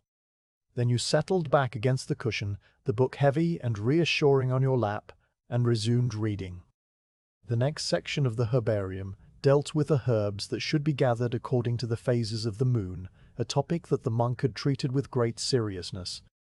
He explained that plants whose strength lay in their leaves should be harvested during the waxing moon, when the sap was rising and the leaves were at their fullest, while roots and bark were best taken during the waning moon, when the vital force had retreated downward into the earth. The monk had drawn a small lunar calendar in the margin, a circle divided into 28 segments, each one marked with a tiny symbol indicating the recommended activity for that day. You traced the circle with your fingertip, the ink smooth and slightly raised, and read the accompanying check notes. Na do namistaishek meche nos degik listi na ubeshik ik hochen. The words were simple, the wisdom old and tested by generations of herb gatherers, and you felt a connection to that tradition, a small thread linking you to the monk and to all the others who had read these same words. After the lunar calendar came a section on drying and storing herbs, and here the monk had written with the precision of a man who had seen too many good harvests spoiled by damp and mold. The herbs were to be tied in small bundles with linen thread, hung upside down from the rafters in a dark, dry room where the air could circulate freely, and checked every few days for any sign of mildew. The monk recommended that the room be situated on the south side of the building, where the warmth of the sun would keep the air dry, but that the window be covered with a linen cloth to keep out direct light, which would fade the color and weaken the properties of the plants. He thought about the bundles of herbs hanging in this very workshop, the sage and mugwort and rosemary that dangled from the rafters, and you realized that the master must have read this same passage and followed its instructions to the letter. The candle had now burned down another finger's width, and the wax pool had deepened, the flame reflected in its smooth surface like a small liquid sun.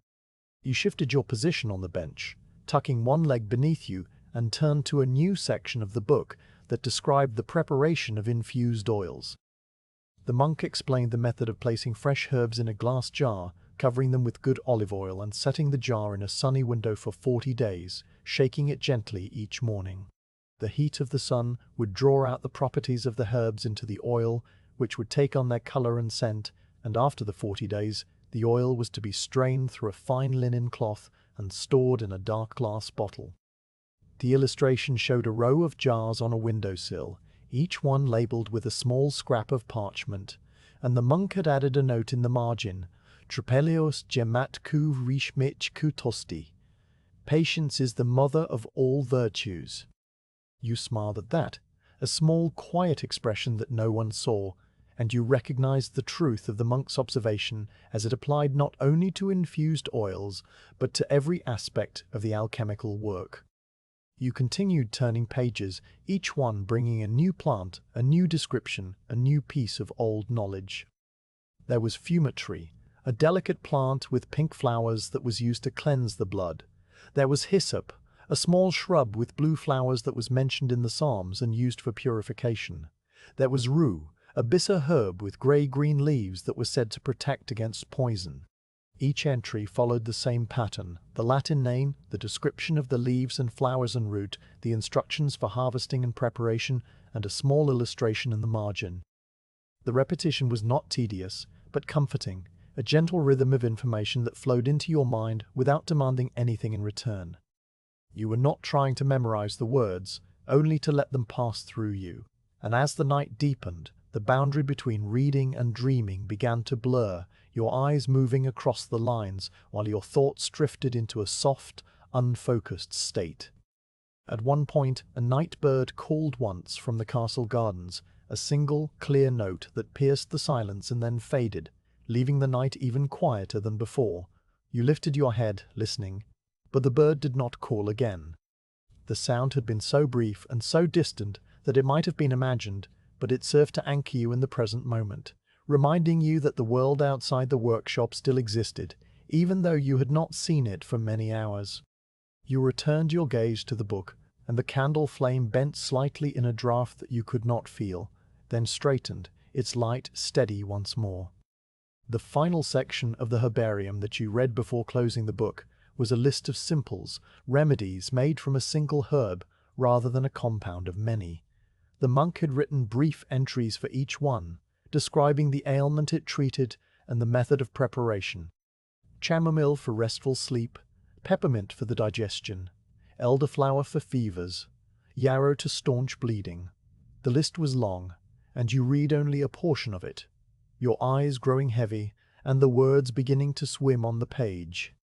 The candle had burned low, the flame now a small flickering point, and you knew that soon you would need to replace it, or simply let it go out and return to the oil lamps for light.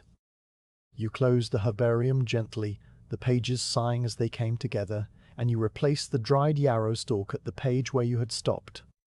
The book went back to its place on the small library shelf, and you stood for a moment, stretching your back and feeling the pleasant tiredness of the deep night settle into your limbs. The athanor still whispered, the alembic still dripped, and the lamps still dripped, and the lamps still burned. The workshop remained in its peaceful orbit, and you were simply one part of it, a quiet presence moving through the tasks of the watch. You walked softly toward the workbench, your felt slippers brushing the rush mats, and the fifth chapter of the night closed itself like a book falling gently shut.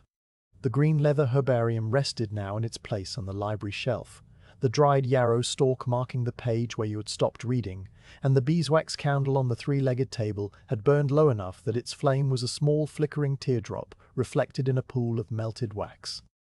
You rose from the cushioned bench, feeling the slight stiffness in your lower back from sitting still, and stretched your arms upward, your fingers reaching toward the dark rafters where the bundles of dried herbs hung like sleeping bats.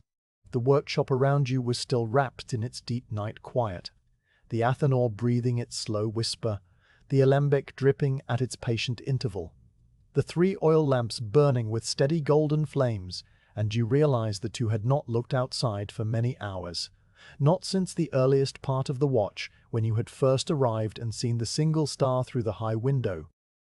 The master's notes did not require you to observe the night, but you had learned that a moment at the window was part of the rhythm of the watch, a brief connection to the sleeping city that reminded you that the workshop was not an island, but a small light burning within a larger darkness. You walked the short distance to the small window set high in the thick stone wall, your felt slippers making no sound on the rush mats that covered the flagstones. The window was a narrow rectangle, taller than it was wide, and it was set deep into the wall, the stone embrasure sloping inwards so that the actual glass pane was much smaller than the opening in the inner wall. The embrasure was lined with smooth, pale sandstone that had darkened over the centuries to a warm honey color, and on the inner sill, the master had placed a small clay pot containing a single plant of rosemary, its needle-like leaves releasing a faint, resinous scent when you brushed against them. You reached the window and placed your hands on the cool stone of the sill, feeling the slight roughness of the surface, and then you unlatched the inner wooden shutter, a simple rectangle of oak that swung inward on small iron hinges. The shutter opened with a low wooden sound, a soft creak that seemed loud in the stillness of the workshop, and the cool air from outside immediately touched your face, a gentle wash of freshness that carried the scent of the night. It was not a cold air, not the biting chill of winter, but a mild, damp coolness that held the moisture of the river mist and the faint, clean smell of wet stone. You leaned forward, resting your elbows on the sill, and looked out through the pane of greenish glass that was set into the outer frame. The glass was old and imperfect, made by the crown method in which a globe of molten glass had been blown and spun into a flat disc, and the pane was slightly thicker at one edge than the other. Its surface rippled with faint waves and tiny air bubbles that caught the light from the workshop and held it like frozen stars. The color of the glass was a pale green, the tint of iron in the sand from which it had been made, and this green cast gave the scene outside a slightly dreamlike quality, as if you were looking through water. The window overlooked a small courtyard that lay between the workshop and the next row of houses on Golden Lane. The courtyard was narrow and paved with the same worn cobblestones as the lane itself, and at its center stood a single ancient linden tree, its trunk gnarled and its branches bare, for the season was late autumn and the leaves had long since fallen. During the day, the courtyard was a place of quiet activity, the wives of the goldsmiths and armorers hanging washing on lines strung between the windows, the children playing with hoops and sticks, and the occasional dog sleeping in a patch of sun. But now, in the deep of the night, it was utterly empty, the cobblestones gleaming faintly with moisture, the bare branches of the linden tree black against the deep indigo of the sky. Beyond the courtyard, the rooftops of Malastrana descended in a jumble of red tiles and dark chimneys toward the river, and you could see, in the distance, the dark, massive shape of the Charles Bridge, its stone piers rising from the unseen water and its bridge towers outlined against the softer darkness of the sky. A thin mist had risen from the Vltava River, as it did on most autumn nights when the water was still warmer than the air, and it lay in a pale, shifting layer over the lower parts of the city, softening the edges of the roofs and chimneys and blurring the distant lights into hazy golden smudges. The mist moved slowly, its currents visible only if you watched for a long time, and it carried the faint, clean smell of the river, a smell of water and wet stone and the distant memory of the forests through which the Vltava had flowed on its long journey from the Smava Mountains. The river itself was hidden by the mist and the angle of the rooftops, but you could hear it, a low, continuous murmur that was the bass note beneath all the other sounds of the night, the water flowing through the weir near the bridge with a sound that was like the slow breathing of the earth. You listened to the night. The act of listening from the window was different from listening inside the workshop, for the stone walls that enclosed the room muffled the outside world, and only now, with the shutter open, could you hear the full range of small, distant sounds that filled the sleeping city. Far away, somewhere in the streets of the lesser town, a dog barked, a single deep note that was answered after a long pause by another dog even farther away, their voices carrying across the rooftops and fading into the mist. The sound was not alarming, but simply present, a reminder that even in the deepest hours of the night, there were other wakeful creatures moving through the darkness. After the dogs fell silent, you heard the creak of a sign swinging somewhere near the lesser town square, a repetitive, rhythmic sound, the iron bracket of a shop sign moving in the slight night breeze, its voice a low, rusty complaint that seemed to keep time with the distant murmur of the river. The night breeze itself was barely perceptible, a faint movement of air that touched your cheek and then was gone, and with it came the smell of wood smoke from the bakers' ovens that burned through the night to be ready for the morning bread. The smoke smell was thin and acrid, not the rich, sweet smell of a wood fire, but the pale, exhausted smell of embers that had burned for many hours, and it mingled with the dampness of the mist and the clean scent of the wet cobblestones. You breathed in slowly, letting the cool air fill your lungs, and then you breathed out, your breath forming a faint white cloud that dissipated instantly into the darkness beyond the glass.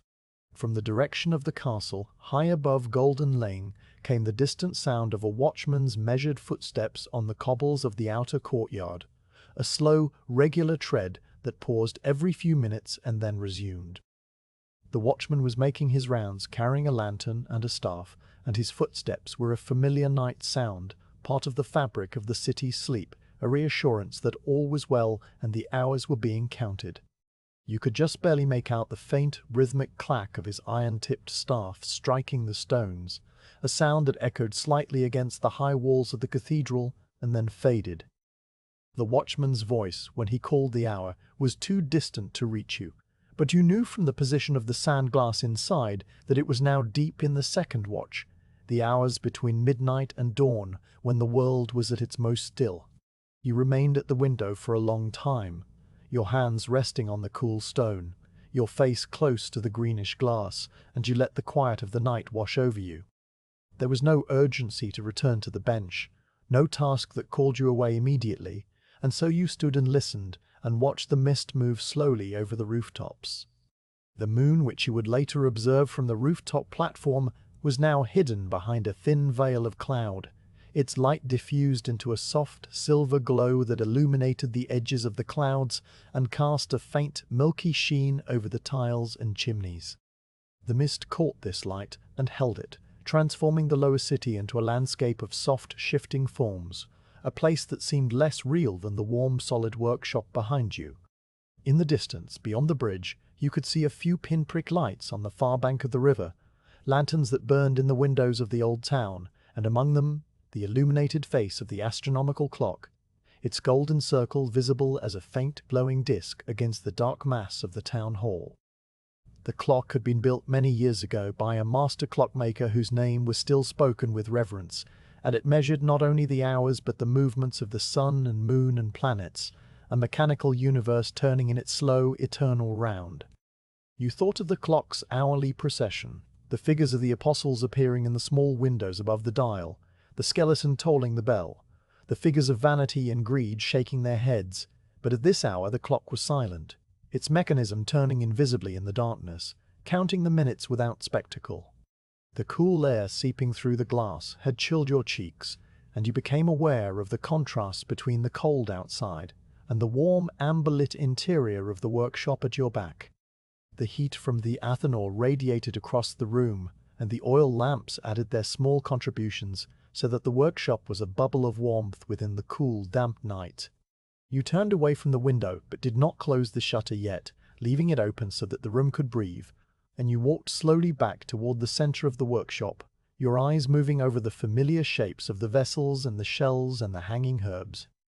You stopped by the athanor, kneeling to open the small iron door and peer inside. The ember bed was still steady, the coals glowing with their dull orange, and the 2 fresh pieces of charcoal you had added earlier were now fully integrated into the pile, their surfaces coated with a fine, white ash. The damper still allowed its thumb's width there, and the whisper of the drawer was unchanged. You closed the door and placed your palm on the plaster side, feeling the familiar, gentle warmth, and then you stood and walked to the small alembic. The drops were still falling at their counted interval, the rose water now risen to a depth of 3 fingers in the glass receiver, and the oil on the surface had gathered into a single, shimmering lens. You made a note in your booklet and then returned to the window. Standing at the window once more, you heard a new sound, the far-off, musical call of the night watchman in the old town, his voice carrying across the river and through the mist, a long, melodic cry that announced the hour in Czech, Dvanatodina odbyla, Shvalkai de Chatodina odbyla, Shvalka te du dushwospodina, meaning the 12th hour had struck, and every soul should praise the Lord. The words were ancient, part of a tradition that went back centuries, and they floated across the dark city like a thread of sound, connecting the watchman to all the other watchmen who had called the same words on the same streets for generations. You listened until the last echo faded into the mist, and then the silence returned, deeper than before. You closed the inner shutter gently, latching it with a small iron hook, and the sounds of the outside world immediately softened. The river and the dogs and the creaking sign fading into a muffled, distant hum. The workshop felt warmer and more enclosed now, the firelight a steady, comforting presence, and you were glad of the thick stone walls that held the heat and kept the cold at bay. You walked to the workbench and picked up the small kettle of water that had been warming on the trivet beside the athanor. The iron was hot but not burning, and you wrapped a folded cloth around the handle before lifting it.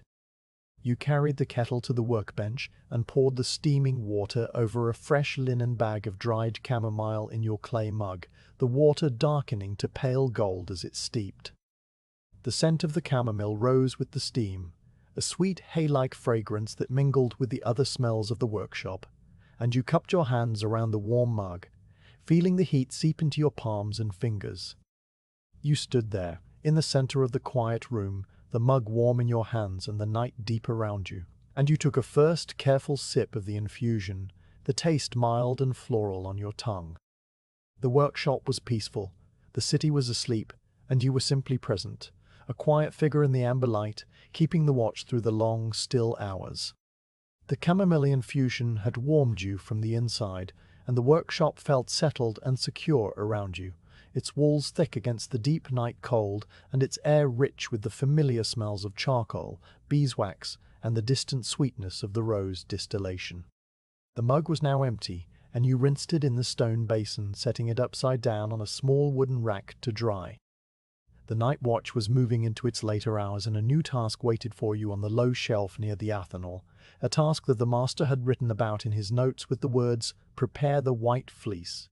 This was the preparation the old texts called the wool of the philosophers, a substance produced by the slow, careful combination of two simple materials, the result a white, fluffy precipitate that looked exactly like the finest fleece of a newborn lamb. It was a preparation you had assisted with before, always under the master's watchful eye, but tonight, in the deep stillness of the watch, you would perform it alone. You walked to the low shelf where the necessary materials were kept in a row of glass jars with ground stoppers. The first jar was large and heavy, its glass thick and slightly green, and it contained a clear liquid that the master called spirit of salt. When you lifted the jar, the liquid moved with a slight, oily viscosity, and a sharp, clean smell reached your nose, a smell that was not unpleasant but penetrating, like the air after a lightning strike over the sea. The stopper was tight, and you had to rock it gently back and forth before it released with a soft, glassy pop. Beside this jar sat a smaller container, a wide-mouthed pottery jar with a wax-sealed cork, and inside it were small irregular lumps of a dull grey metal that the master called by its old name regulus. The metal was soft enough to be cut with a knife, and its surface had a matte, slightly crystalline appearance, like the surface of a frozen puddle on a winter morning. You gathered these materials and carried them to the workbench, placing them carefully on the cleared section near the central lamp. Then you returned to the shelf to fetch the remaining equipment, a shallow glass evaporating dish, a sand bath that could be placed over a small spirit lamp, a glass pipette with a rubber bulb attached to its narrow end, a pair of thick leather gloves that came up to your wrists, and a linen mask that would cover your nose and mouth. The gloves were dark with use, their palms shiny from handling hot glass, and they smelled faintly of old leather and the ghost of the oils they had absorbed over the years. The mask was simply a rectangle of fine linen, with two loops of twine that went over your ears, and it smelled of the lavender that was stored with the linens to keep moths away. You put on the gloves first, pulling them over your hands and flexing your fingers to seat them properly. The leather was stiff at first, then warmed and softened against your skin. Next, you tied the linen mask over your nose and mouth, the fabric settling against your face with a soft, clean pressure. The mask was not really necessary for this mild preparation, but the master insisted on it as a matter of habit and discipline, a small reminder that even the gentlest substances deserved respect. With the gloves and mask in place, you felt a slight distance from the world, your breath slightly warm against the linen, and the sounds of the workshop seemed a little more muffled. You placed the shallow evaporating dish on the sounder bath and adjusted the position of the small spirit lamp beneath it, checking that the wick was clean and the reservoir full. The sand bath was a simple earthenware bowl, wide and shallow, filled with clean, fine sand that the master had washed and dried many times to remove any impurities. The sand was a pale buff color, almost white, and it felt silky when you touched it, like the finest beach sand, but without the salt. When heated, the sand would distribute the warmth evenly across the bottom of the evaporating dish, preventing the hot spots that could cause uneven evaporation. Using the glass pipette, you drew up a measured amount of the clear spirit of salt from the large jar.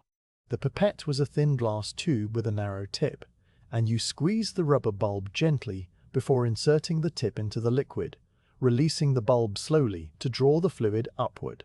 You watched the level rise against the faint gradations scratched into the glass, and when it reached the mark that the master had indicated in his notes, you lifted the pipette and transferred the liquid to the evaporating dish.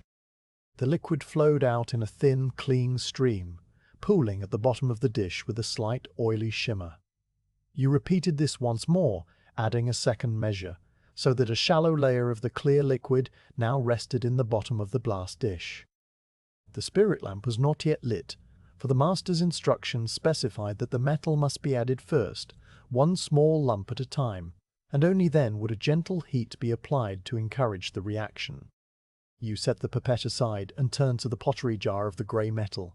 You removed the wax seal, which cracked and fell away in small, brittle pieces, and then pulled out the cork.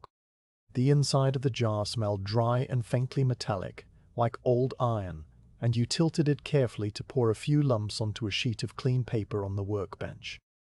The metal pieces were irregular in shape, some flat on one side where they had rested against the bottom of the mold in which they had been cast, others rounded and bumpy, their surfaces covered with a fine dark oxide that rubbed off slightly onto the paper. You selected 2 pieces of roughly equal size, each no larger than a bean, and pushed the rest to the side of the paper. With the iron tweezers which lay on a clean cloth beside the dish, you picked up the first piece of metal. The tweezers were heavy and slightly clumsy, their tips serrated for grip, and you held the metal firmly, carrying it over to the evaporating dish. You lowered it slowly into the clear liquid, and as the metal touched the surface, a tiny fizzing began at its edges, a gentle, effervescent sound like the fizz of raindrops falling on dry leaves. Small bubbles rose from the contact point, not violently but steadily, and the clear liquid around the metal began to grow cloudy.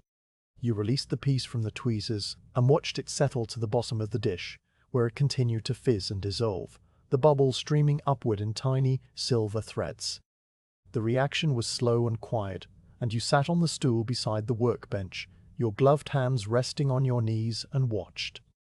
The fizzing spread across the surface of the metal, and gradually the lump began to shrink, its edges softening and rounding as the liquid worked upon it. The cloudiness in the dish deepened, and a white substance began to appear, soft and fluffy, swirling gently in the currents created by the rising bubbles. It looked like the finest threads of wool, or the white down that fills the sea pods of milkweed in late summer, and it settled in a loose billowy layer at the bottom of the dish.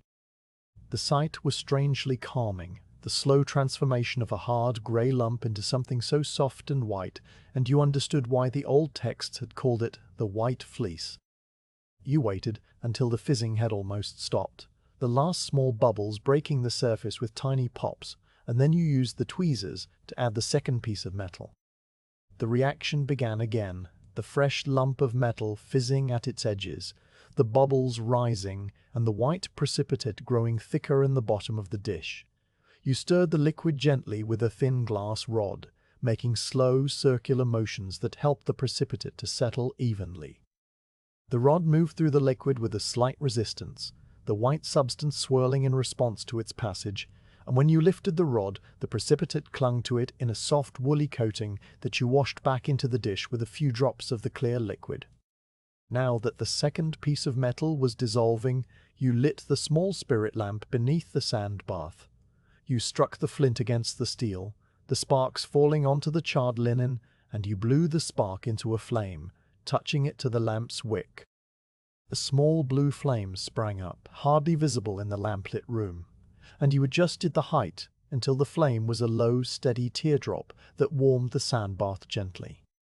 The warmth spread through the sand and into the glass dish above, and the reaction in the liquid quickened slightly, the fizzing growing a little more active, the bubbles rising more rapidly. But it was still a gentle process, controlled and peaceful, and you watched the white fleece continue to grow, its strands now nearly filling the bottom of the dish. A faint vapor rose from the surface of the liquid, a pale, wispy mist that smelled sharp and clean, and you used a square of stiff paper to waft it away toward the open window, where the cool air would carry it outside. The vapor was not thick or choking, merely the natural exhalation of the reaction, and it dissipated quickly in the draught. You continued to stir the liquid with the glass rod, counting the slow circles, your movements synchronized with your breathing. The white precipitate shifted and swirled, its texture so soft that it seemed almost not to be solid at all, a substance suspended somewhere between liquid and solid, a quiet miracle of the alchemical art. The second piece of metal dissolved fully, and you considered whether to add a third.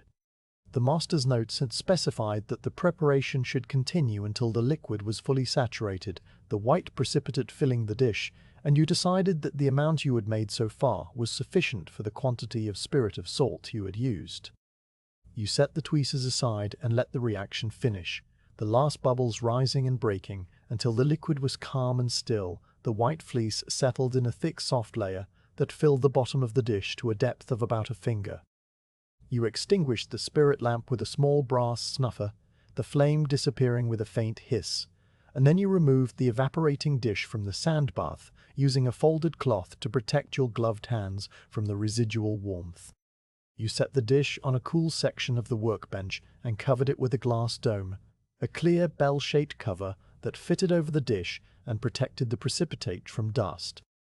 Through the glass, the white fleece looked even softer, its texture like the finest wool or the lightest snow, and it seemed to glow faintly with its own pale light, a quiet, luminous presence on the bench. Now came the cleaning, a ritual as important as the preparation itself. You removed the leather gloves, turning them inside out gently and hanging them on their hook beside the door where they would air and dry. You untied the linen mask and placed it in a small basket of cloths to be washed. Then you carefully poured the remaining liquid from the dish into a waste jar, a pottery vessel with a tight lid that would later be taken to the castle midden. The white precipitate you left undisturbed under its glass dome, for it needed to sit quietly for several hours before the next stage of its processing. You washed your hands in the stone basin, letting the cool water run from the hanging cistern over your fingers, scrubbing gently with a small cake of soap that smelled faintly of wood ash and lavender. You dried your hands on the linen towel, noting the fresh grey stains on the fabric from the metal dust, and then you returned to the workbench to put away the materials. The jar of spirit of salt was stoppered tightly and returned to its shelf. The pottery jar of metal lumps was sealed with fresh wax and placed beside it, and the pipette was rinsed with distilled water and hung on its rack to dry. The tweezers were wiped with a soft cloth and placed in their drawer, and the sand bath was left to cool on the brick ledge. The workshop was now quiet again, the only sounds the athanor's low whisper, the alembic's slow drip, and the soft settling of the old building.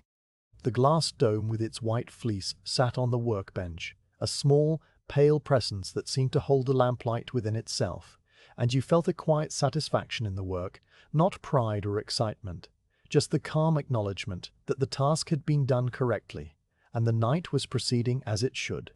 You walked a slow circuit of the room, checking the athanor, checking the alembic, and then you returned to the cushioned bench, where the green leather herbarium waited for you to resume your reading. The 7th chapter of the watch was complete, and the white fleece rested under its glass dome, a quiet testament to the patient work of the night.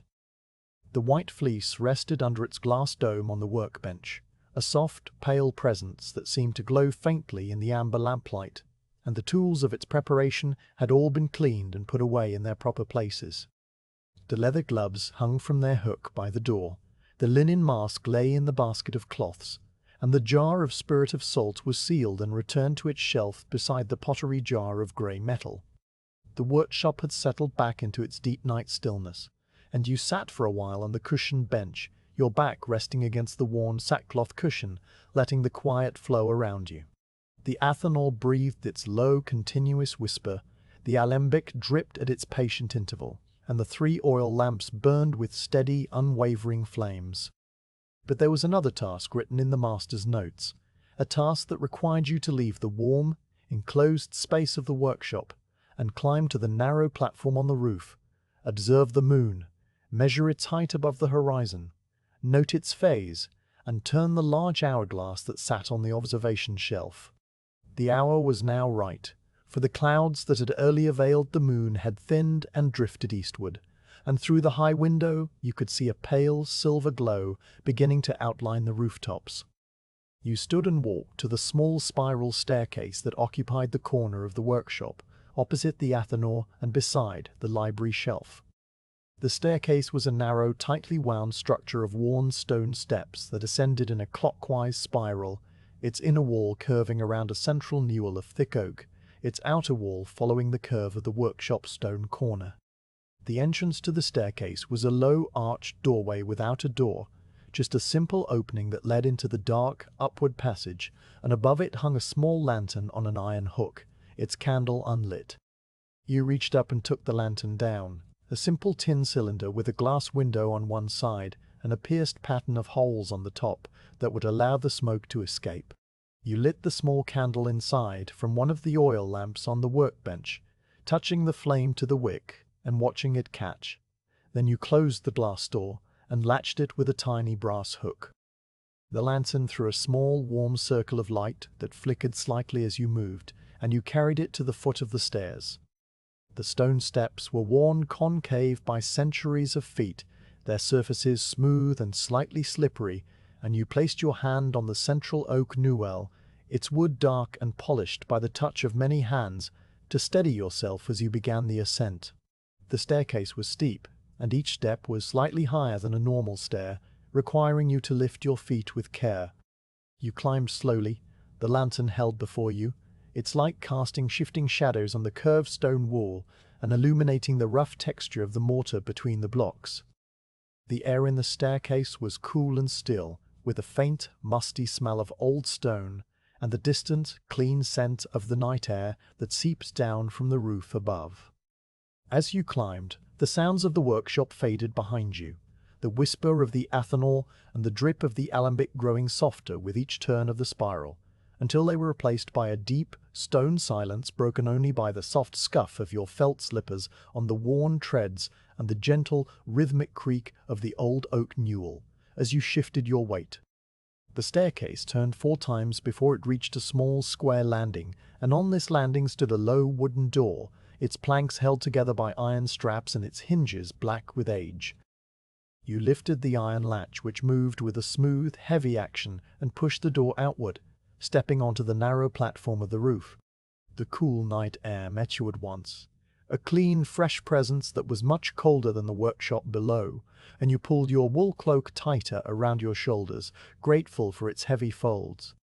The platform was a small flat area of stone flags, no larger than a few paces square, surrounded by a low iron railing that came up to your waist.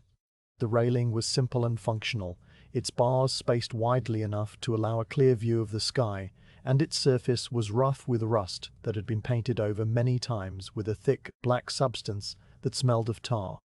The stone flags underfoot were slightly uneven, some of them cracked by frost, and small patches of pale lichen grew in the crevices, their grey-green rosettes spreading slowly over the stone.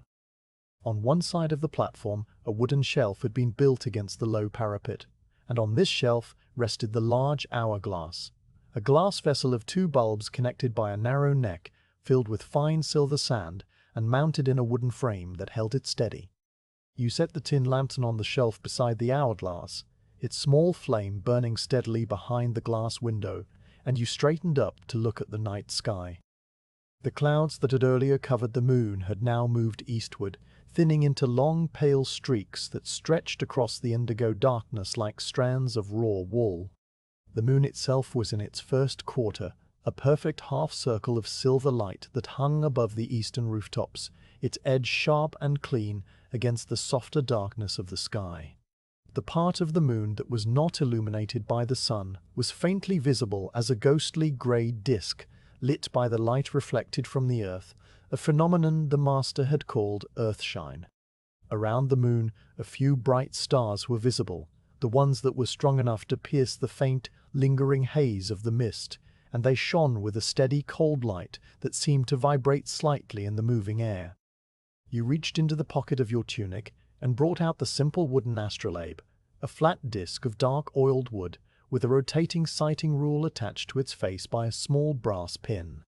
The astrolabe was not the large, elaborate instrument that the astronomers used at the university, but a small, portable version that the master kept for simple observations. Its surface was engraved with a circular scale divided into degrees, and the sighting rule, a thin strip of wood with a small pinhole at each end, could be aligned with the object to be measured. You held the astrolabe up, your hands steady despite the cold, and you aligned the sighting rule with the lower limb of the moon, looking through the pinholes and adjusting the angle until the moon's bright edge was centered exactly between them. When the rule was steady, you read the degree marking where the rule crossed the engraved scale, a number that indicated the moon's altitude above the horizon. The figure was 42 degrees, and you murmured it quietly to yourself, fixing it in your memory until you could write it down inside. The measurement taken, you lowered the astrolabe and stood for a moment, simply looking at the moon. It was a quiet, familiar presence, a companion that had watched over the night watches of alchemists for as long as there had been workshops and furnaces, and its light was cold and clean, a light that illuminated without warming, that revealed the shapes of the rooftops and the bare branches of the linden tree in the courtyard below. The mist had thinned even more, and now you could see the dark serpentine line of the Vltava River winding through the city, its surface catching the moonlight in a faint, silver gleam that shifted as the water moved. The Charles Bridge was visible as a dark, solid arc crossing the river, its towers black against the paler darkness of the sky, and on the far bank a few scattered lights still burned in the windows of the old town, small golden pinpricks that seemed very distant and very still. The city lay below you like a quiet, sleeping creature, its breathing slow and regular, and you felt a sense of deep peace standing there on the rooftop, suspended between the warm workshop below and the cold moonlit sky above. You turned to the large hourglass on the observation shelf. The hourglass was a substantial instrument, its two glass bulbs, each the size of a large melon, connected by a narrow neck through which the fine silver sand flowed. The sand was not ordinary sand, but a specially prepared material made from ground marble, the master had said, selected for its uniform grain size and its ability to flow at a consistent rate, regardless of small changes in temperature. The wooden frame that held the hourglass was dark with age, its corners reinforced with brass brackets that had tarnished to a deep brown, and the whole assembly could be turned on its horizontal axis to restart the measurement. The upper bulb was nearly empty now, only a thin cone of sand remaining at its top, and the lower bulb was nearly full, a smooth silver heap that gleamed faintly in the lantern light. The hour of the observation had come at the perfect moment, for the sand was almost run out, and you reached out with both hands, gripping the wooden frame at the ends, and turned the hourglass over. The action required a smooth, careful motion, and you performed it slowly, watching the sand begin its silent descent into the empty bulb, the first thin stream of silver grains falling through the narrow neck with a soft, continuous hiss that was barely audible.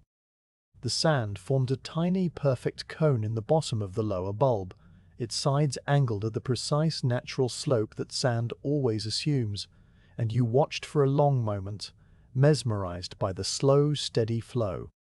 The hourglass now reset. You knew that you had exactly 1 hour before it would need to be turned again, and you could use this interval to record your observations and then perhaps to return to the rooftop for a second measurement if the master's notes required it.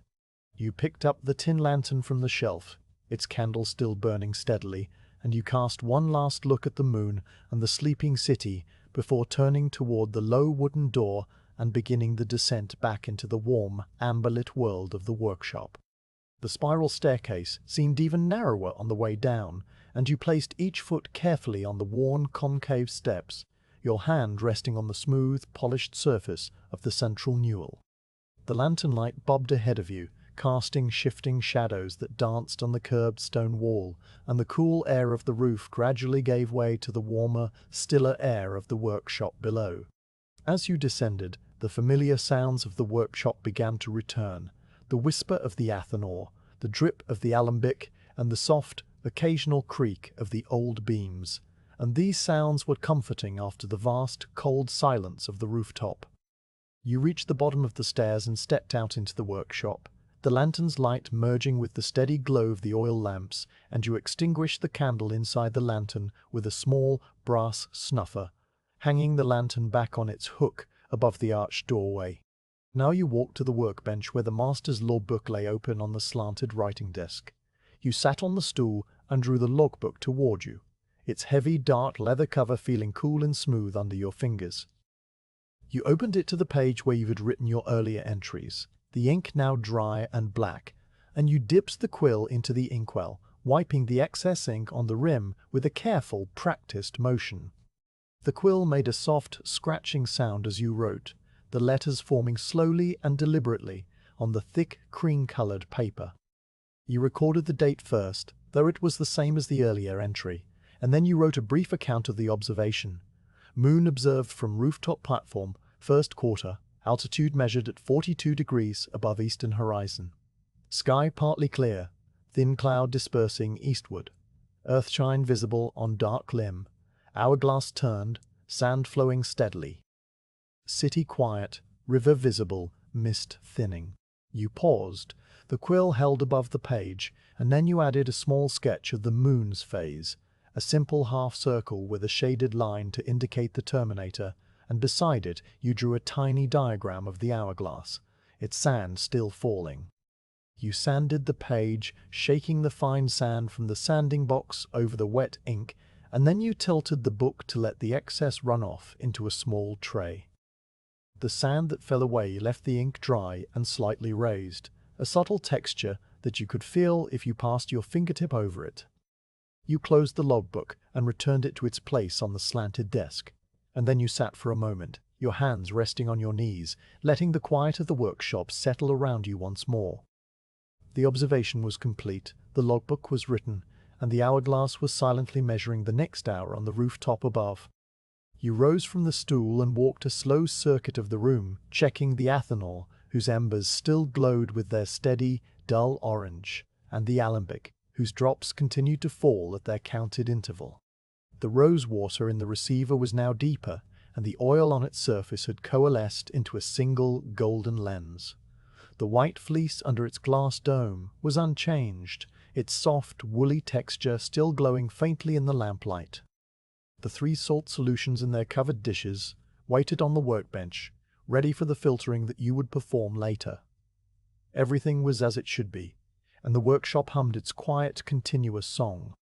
You decided to return to the rooftop one more time before the hourglass ran out, for the master's notes had suggested a second measurement if the clouds permitted, and the sky was now clearer than it had been all night.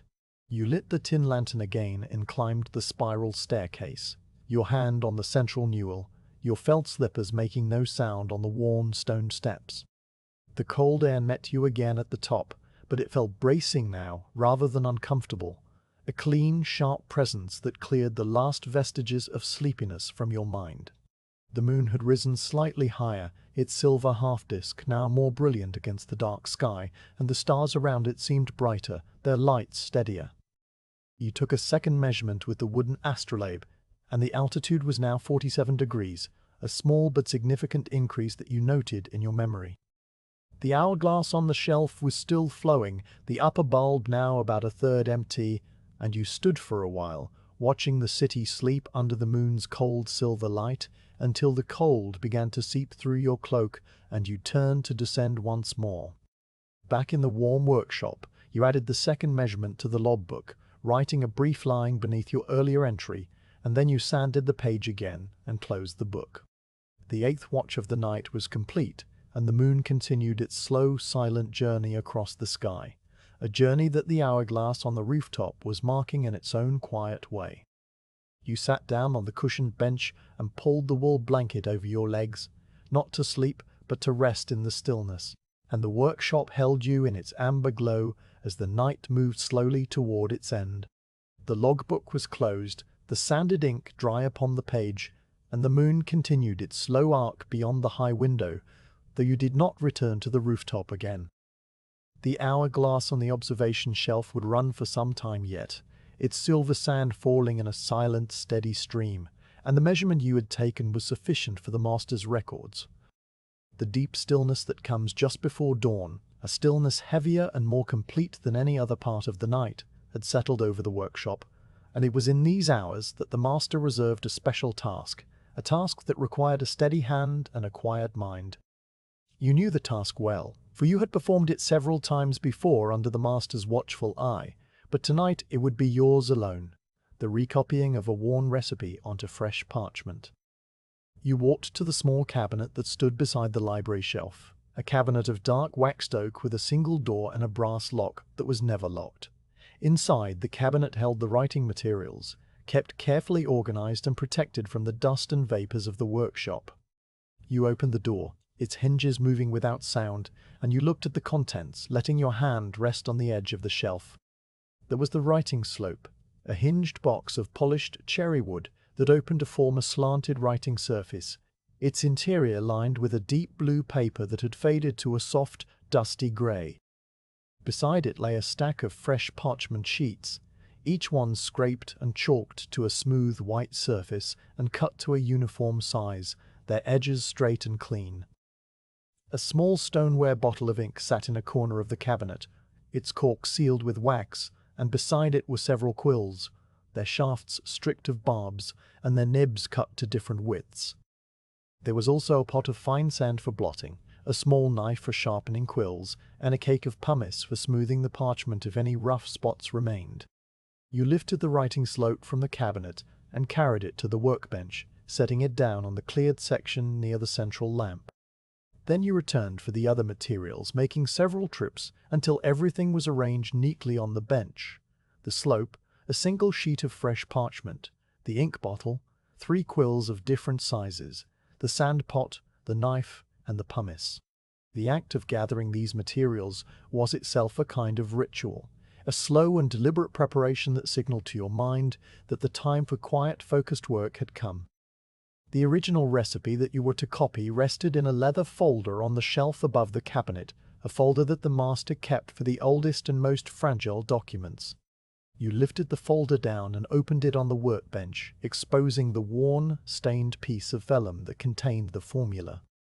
The vellum was not paper, but the scraped and stretched skin of a calf, and it had darkened over the years to a deep golden brown, its surface shiny in places where it had been handled and rough in others where moisture had touched it.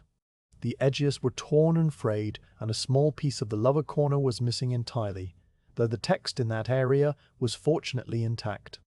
The script on the vellum was different from the neat, orderly hand of the herbarium.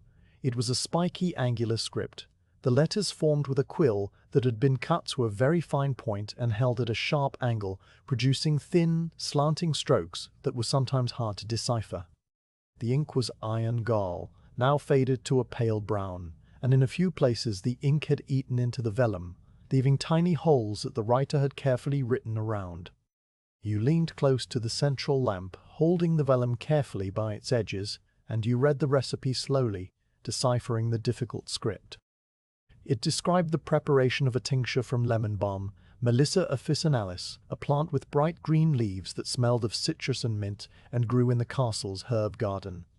The instructions were written in a mixture of Latin and a few words of Old Czech, and they called for fresh leaves of lemon balm, gathered in the morning after the dew had dried, but before the sun grew hot, to be bruised gently and placed in a glass vessel with spirit of wine. The vessel was to be sealed and set in a warm place for 40 days, shaken gently each day, and then the liquid was to be pressed out through a linen cloth and stored in a dark glass bottle.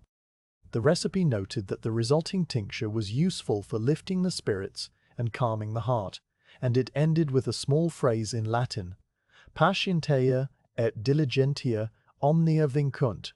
Patience and diligence conquer all. You set the original vellum on the writing slope, propping it against the raised ledge at the top so that you could see it clearly as you worked. Then you prepared the fresh parchment. You took the sheet and examined it under the lamplight, looking for any flaws or rough spots. The parchment was a pale cream color, smooth and slightly waxy to the touch, and on one side you could see the faint parallel lines that had been made by the scraping knife during its preparation. You found a small rough patch near one corner and rubbed it gently with the pumice stone, using a light, circular motion until the surface was as smooth as the rest of the sheet. Then you dusted the fine powder away with a soft brush and placed the parchment on the writing slope, holding it in place with a small brass clip at the top.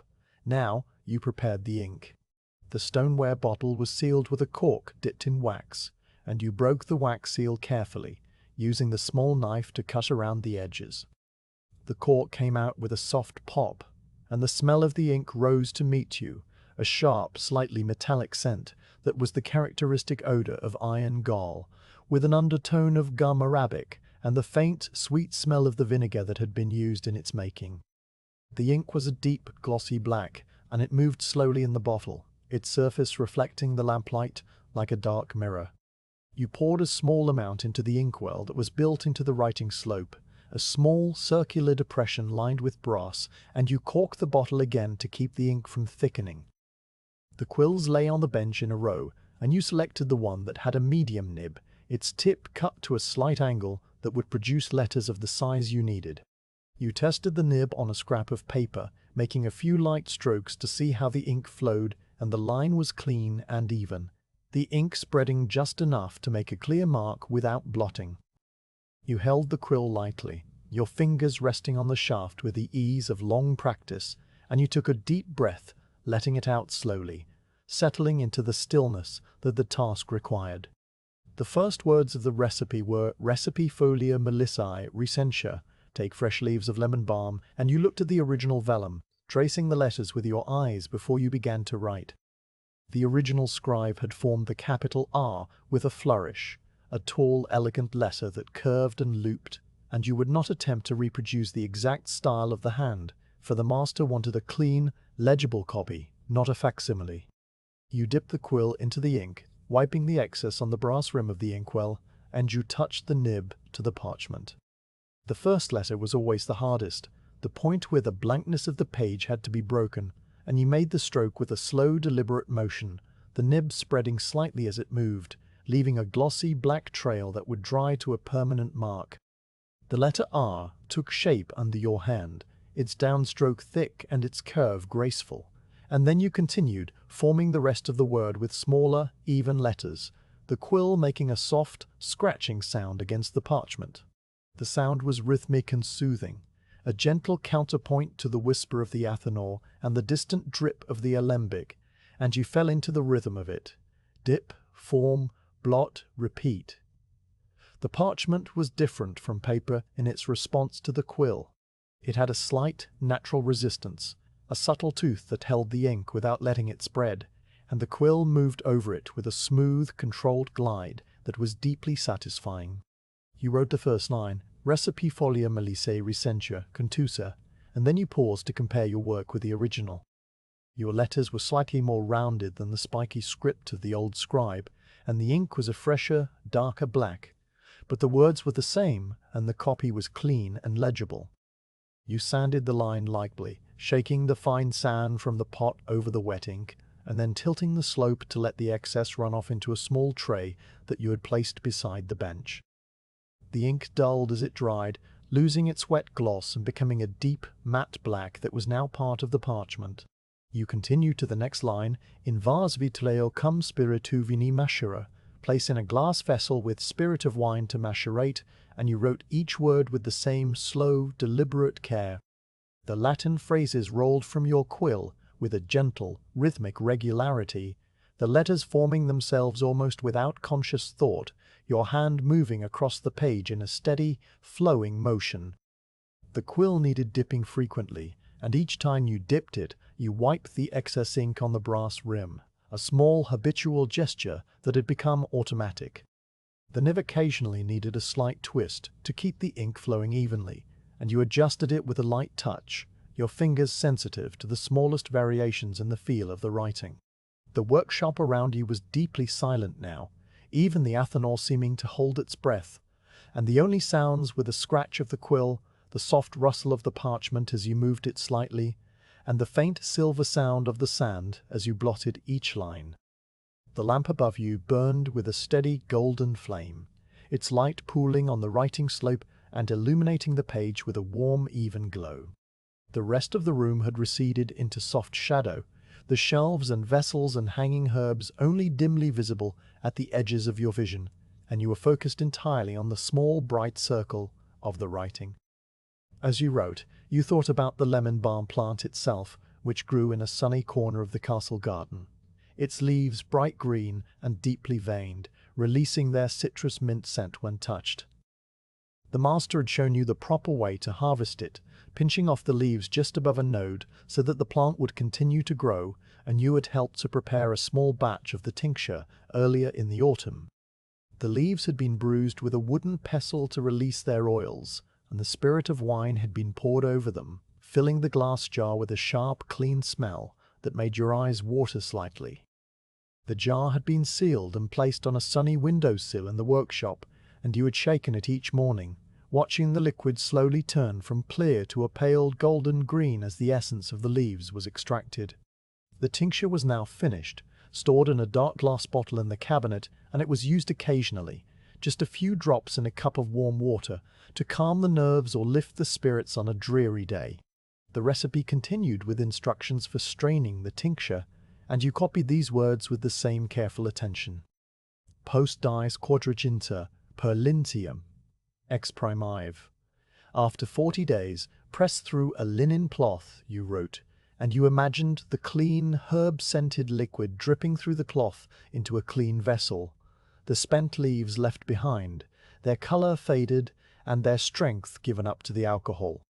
The recipe specified that the liquid should be stored in ampulla vitrea obscura in a dark glass bottle, and that it should be kept in a cool place away from direct sunlight, for light would fade the green color and weaken the tincture's properties.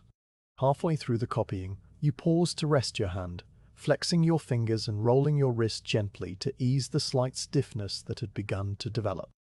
The quill was still sharp, the nib holding its edge well, and the ink in the well was still sufficient, its surface dark and glossy. You looked at the page you had written, the lines of black letters marching across the pale cream parchment in neat, orderly rows, and you felt a quiet satisfaction in the work, not pride, but the simple, calm pleasure of a task done well.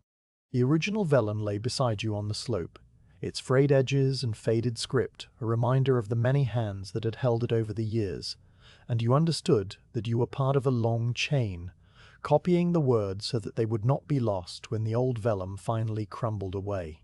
You resumed writing, the quill scratching softly, the letters forming under your hand with a steady, flowing rhythm. The final section of the recipe described the uses of the tincture, and you copied the words with care, noting the recommended dosage and the ailments for which it was helpful. The old scribe had added a few personal notes in the margin, written in a smaller, less formal hand, and you copied these as well, though they were difficult to read. One note mentioned that the tincture was particularly effective when made from leaves gathered during the waxing moon, a detail that connected this recipe to the lunar observations you had made earlier in the night. Another note, written in Czech, said simply, Melissa jedabok to si prash mutne stirred ske. Lemon balm is God's gift for a sad heart. And you wrote this phrase with a slight, gentle pressure, the words seeming more personal than the formal Latin of the main text. The copying took a long time, for you wrote slowly and paused often to sand the page and to compare your work with the original. The candle on the three-legged table had burned lower, its flame now a small flickering point in a pool of wax, and the oil lamp above the workbench continued to burn with its steady, golden glow. The night outside was still dark, but you sensed, in some subtle change in the quality of the silence, that the dawn was not far away, that the deepest part of the night had passed, and the world was beginning its slow turn toward morning. When the last word was written, "Patientia, patience," you set the quill down on the small rest beside the inkwell, and you leaned back on the stool, stretching your spine and feeling the pleasant tiredness in your hand and wrist. The page was full, the recipe complete, and you sanded the final line, letting the sand sit for a long moment before tilting it away. The ink dried to a dark, permanent black, and you held the parchment up to the lamplight, examining your work. The letters were even and legible, the lines straight, and the copy was a faithful reproduction of the original, missing only the stains and the frayed edges and the tiny holes where the iron gale had eaten through. You cleaned the quill carefully, wiping the nib with a soft cloth and setting it aside to be recut later. The inkwell was emptied back into the stoneware bottle, and the bottle was corked and sealed with fresh wax, using the small candle to melt a few drops of wax over the cork. The writing slate was closed and returned to the cabinet, the sandpot and the pumice stone placed in their proper spots, and the scrap paper and other debris swept into the waste bowl. The new copy of the recipe was placed in the leather folder beside the original, a fresh, clean companion to the old, worn vellum, and you knew that some day, perhaps many years from now, another apprentice would copy your words onto fresh parchment in turn. The workshop was quiet and still, the athanor whispering its low, continuous breath, the alembic dripping at its patient interval, and you stood for a moment in the center of the room, letting the peace of the finished task settle over you. The 9th chapter of the night was complete, and the deep stillness before dawn held the workshop in its gentle, enfolding embrace. The quill was cleaned and put away, the fresh copy of the lemon balm recipe placed beside its ancient original in the leather folder, and the writing slope closed and returned to the cabinet. The deep stillness that had held the workshop through the late watches was now subtly changing, and you sensed, rather than saw, the first faint shift of the night toward morning. The high window, which had been a dark rectangle all night long, began to show a paler shade at its edges. Not yet light, but merely a lessening of the darkness, a greyness that crept slowly into the indigo and softened it. You stood in the center of the workshop, your hands resting on the edge of the workbench, and you let your eyes move around the room, taking in the familiar shapes and shadows that you had tended through the long hours. The night was nearly over, and the final tasks of the watch were waiting. The athanor still breathed in the corner, its iron door closed and its plaster side warm to the touch, but the ember bed within would need to be prepared for the day ahead. The master would arrive after the morning bells, and you would expect the furnace to be in a state of slow, steady smolder, a fire that would last through the daylight hours without attention and be ready to resume its work when the next night watch began.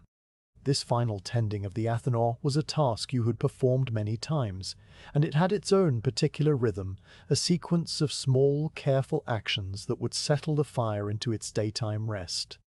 You walked to the corner and knelt before the small iron door, picking up the hook from its nail. The door opened with a soft, familiar sound, and the orange glow of the ember bed spilled out onto the flagstones, a warm, steady light that you had grown accustomed to through the night. The fire was still burning well, the coals reduced now to a deep bed of glowing fragments, their surfaces coated with a fine white ash that fluttered slightly in the draught.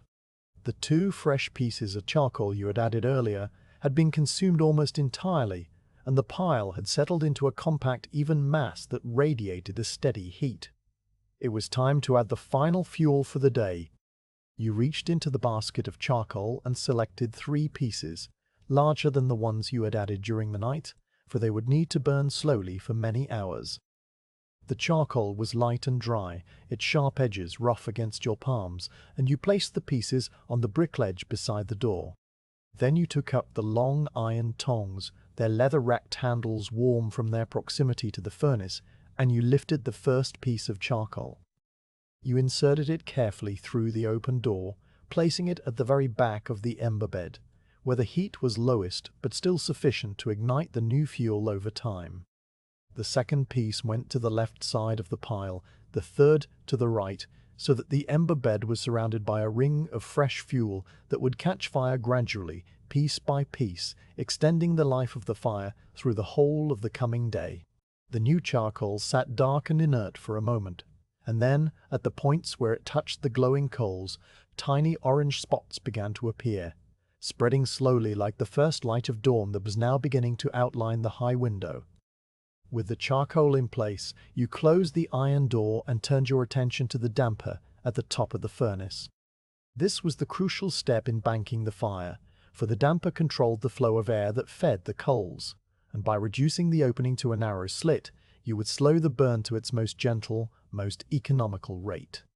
You reached up and gripped the iron handle of the damper, sliding it gradually across the opening until only a narrow crack remained, a space no wider than a blade of grass. The whisper of the air flowing through the furnace softened to a barely audible hiss, a sound so low that it was almost a silence, and you knew that the fire would now smoulder in its deep, slow sleep, consuming the charcoal with a patience that would last until the next night watch.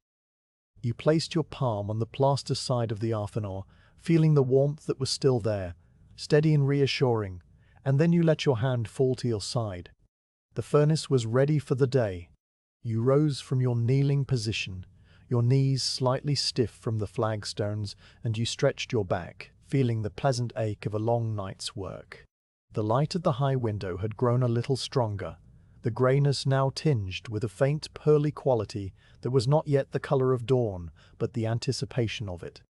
The workshop was still illuminated primarily by the 3 oil lamps, their golden flames steady and unwavering, and you walked to the workbench where the small copper alembic sat on its brick platform above the spirit lamp. The distillation of rose water had continued through the entire night, the drops falling at their patient interval, and the glass receiver was now filled to a depth of about 4 fingers, a clear, fragrant liquid with a shimmering lens of rose oil floating on its surface. The petals inside the cucurbit had long since given up their essence, and the liquid that remained in the copper vessel was now a pale, exhausted broth that no longer produced much vapor. The spirit lamp beneath the alembic was still burning, its tiny blue flame still steady, but the rate of the drops had slowed over the last hour, and you knew that the distillation was essentially complete. It was time to extinguish the lamp and secure the distillate. You bent down and, using the small brass snuffer that lay on the brick ledge, you extinguished the flame of the spirit lamp. The flame disappeared with a faint, final hiss, and the copper cucurbit began its slow cooling, the gentle heat radiating from its sides gradually diminishing. You waited a few moments for the apparatus to cool enough to handle, and then you reached for the glass receiver. The glass was warm, but not uncomfortably so, and you lifted it carefully from its position beneath the condenser tube, setting it on the workbench. You took a small square of waxed paper and placed it over the mouth of the receiver, pressing it down gently around the rim, and then you tied it in place with a loop of linen twine, securing the seal. On a small strip of paper you wrote the date and the contents, in a fine, neat hand, Aqua Rosarum, October Vigil, and you fixed this label to the receiver with a dab of warm beeswax from the candle on the 3-legged table. The rose water would now be stored in a cool, dark cabinet, where it would keep its fragrance for many months.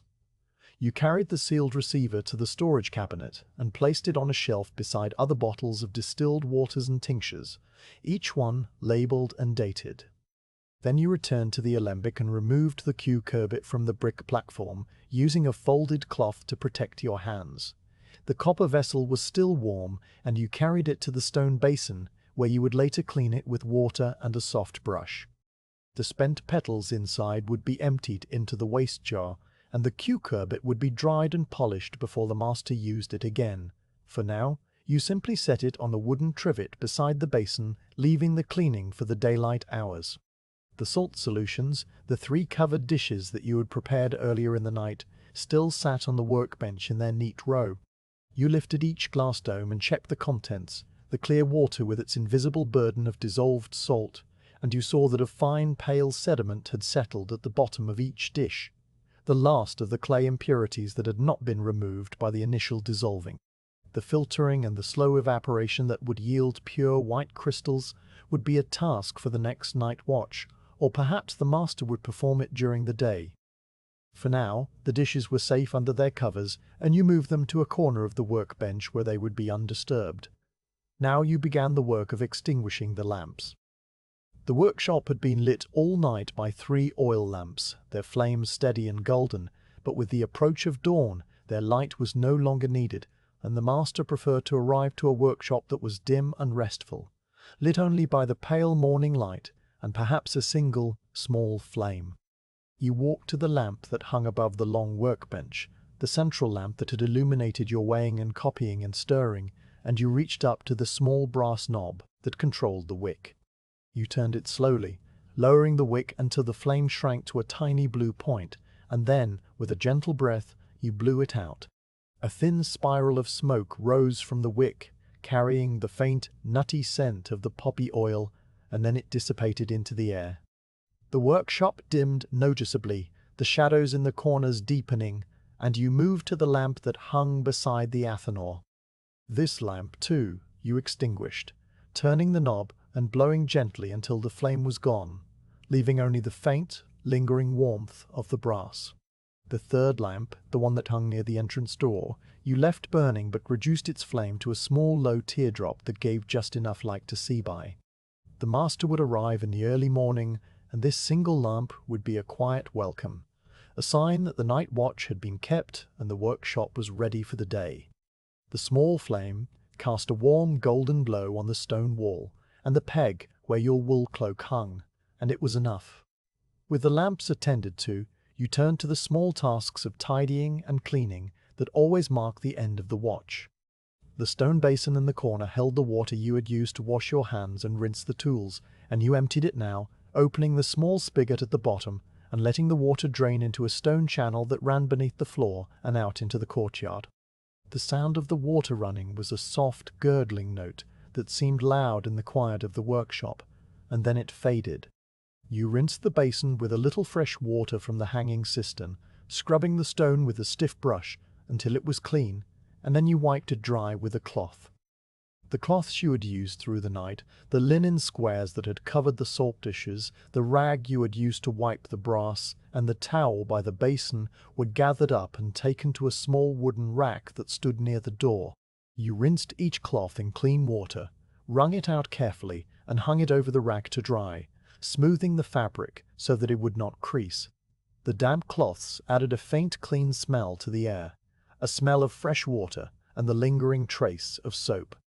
The workbench itself was tidied, the tools put away in their drawers and on their hooks, the glass vessels returned to their shelves, and the scraps of paper and the used sand from the blotting tray swept into the waste bowl. The balance scale was covered with its glass dome, the horn spoon and the squirrel hair brush placed in their proper compartments, and the measuring glass rinsed and hung on its rack. The herbarium book, which had rested on the cushioned bench, was returned to its place on the library shelf, the dried yarrow stalk still marking the page where you had stopped reading. You ran your hand along the spines of the other books, feeling the cool, worn leather under your fingers, and then you turned away. The window called to you now, for the light at its edges had grown from grey to pale silver, and you walked to it one final time. You unlatched the inner wooden shutter and swung it open, letting the cool, fresh air of the early morning wash into the workshop. The air was cold and clean, with a sharpness that was different from the damp cool of the night, and it carried the scent of the approaching dawn, a smell of wet stone and wood smoke, and the faint green odour of the distant countryside beyond the city walls.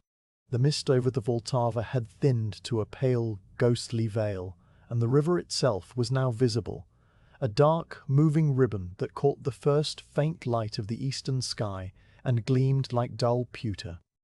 The rooftops of Malastrana were emerging from the darkness, their red tiles taking on colour, and the bare branches of the linden tree in the courtyard were outlined against the paling sky.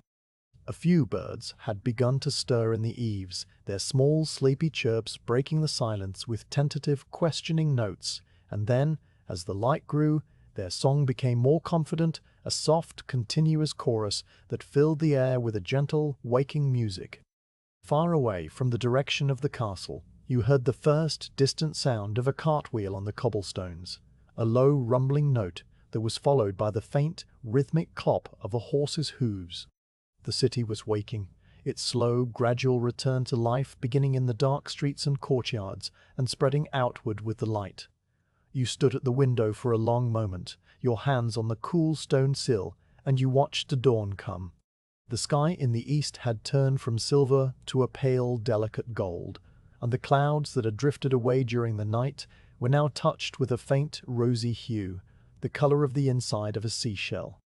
The light spread slowly, almost imperceptibly, and the details of the city below became clearer, the chimneys and the gables and the dark, solid towers of the bridge. A rooster crowed somewhere in the lesser town, a distant brazen call that was answered after a pause by another rooster even farther away, and the sound seemed to mark the official end of the night. You closed the shutter, but did not latch it, leaving it slightly ajar so that the morning light could enter the workshop and the master could open it fully when he arrived. The room was now dim and peaceful, lit by the pale grey light from the window and the single low flame of the remaining oil lamp. The athanor breathed its almost silent whisper, the embers within burning in their deep, slow sleep, and the workshop was ready for the day. The narrow cot in the alcove near the library shelf called to you now, a simple wooden frame with a mattress of straw and a thick wool blanket of natural grey. You walked to it, your felt slippers brushing softly against the rush mats, and you,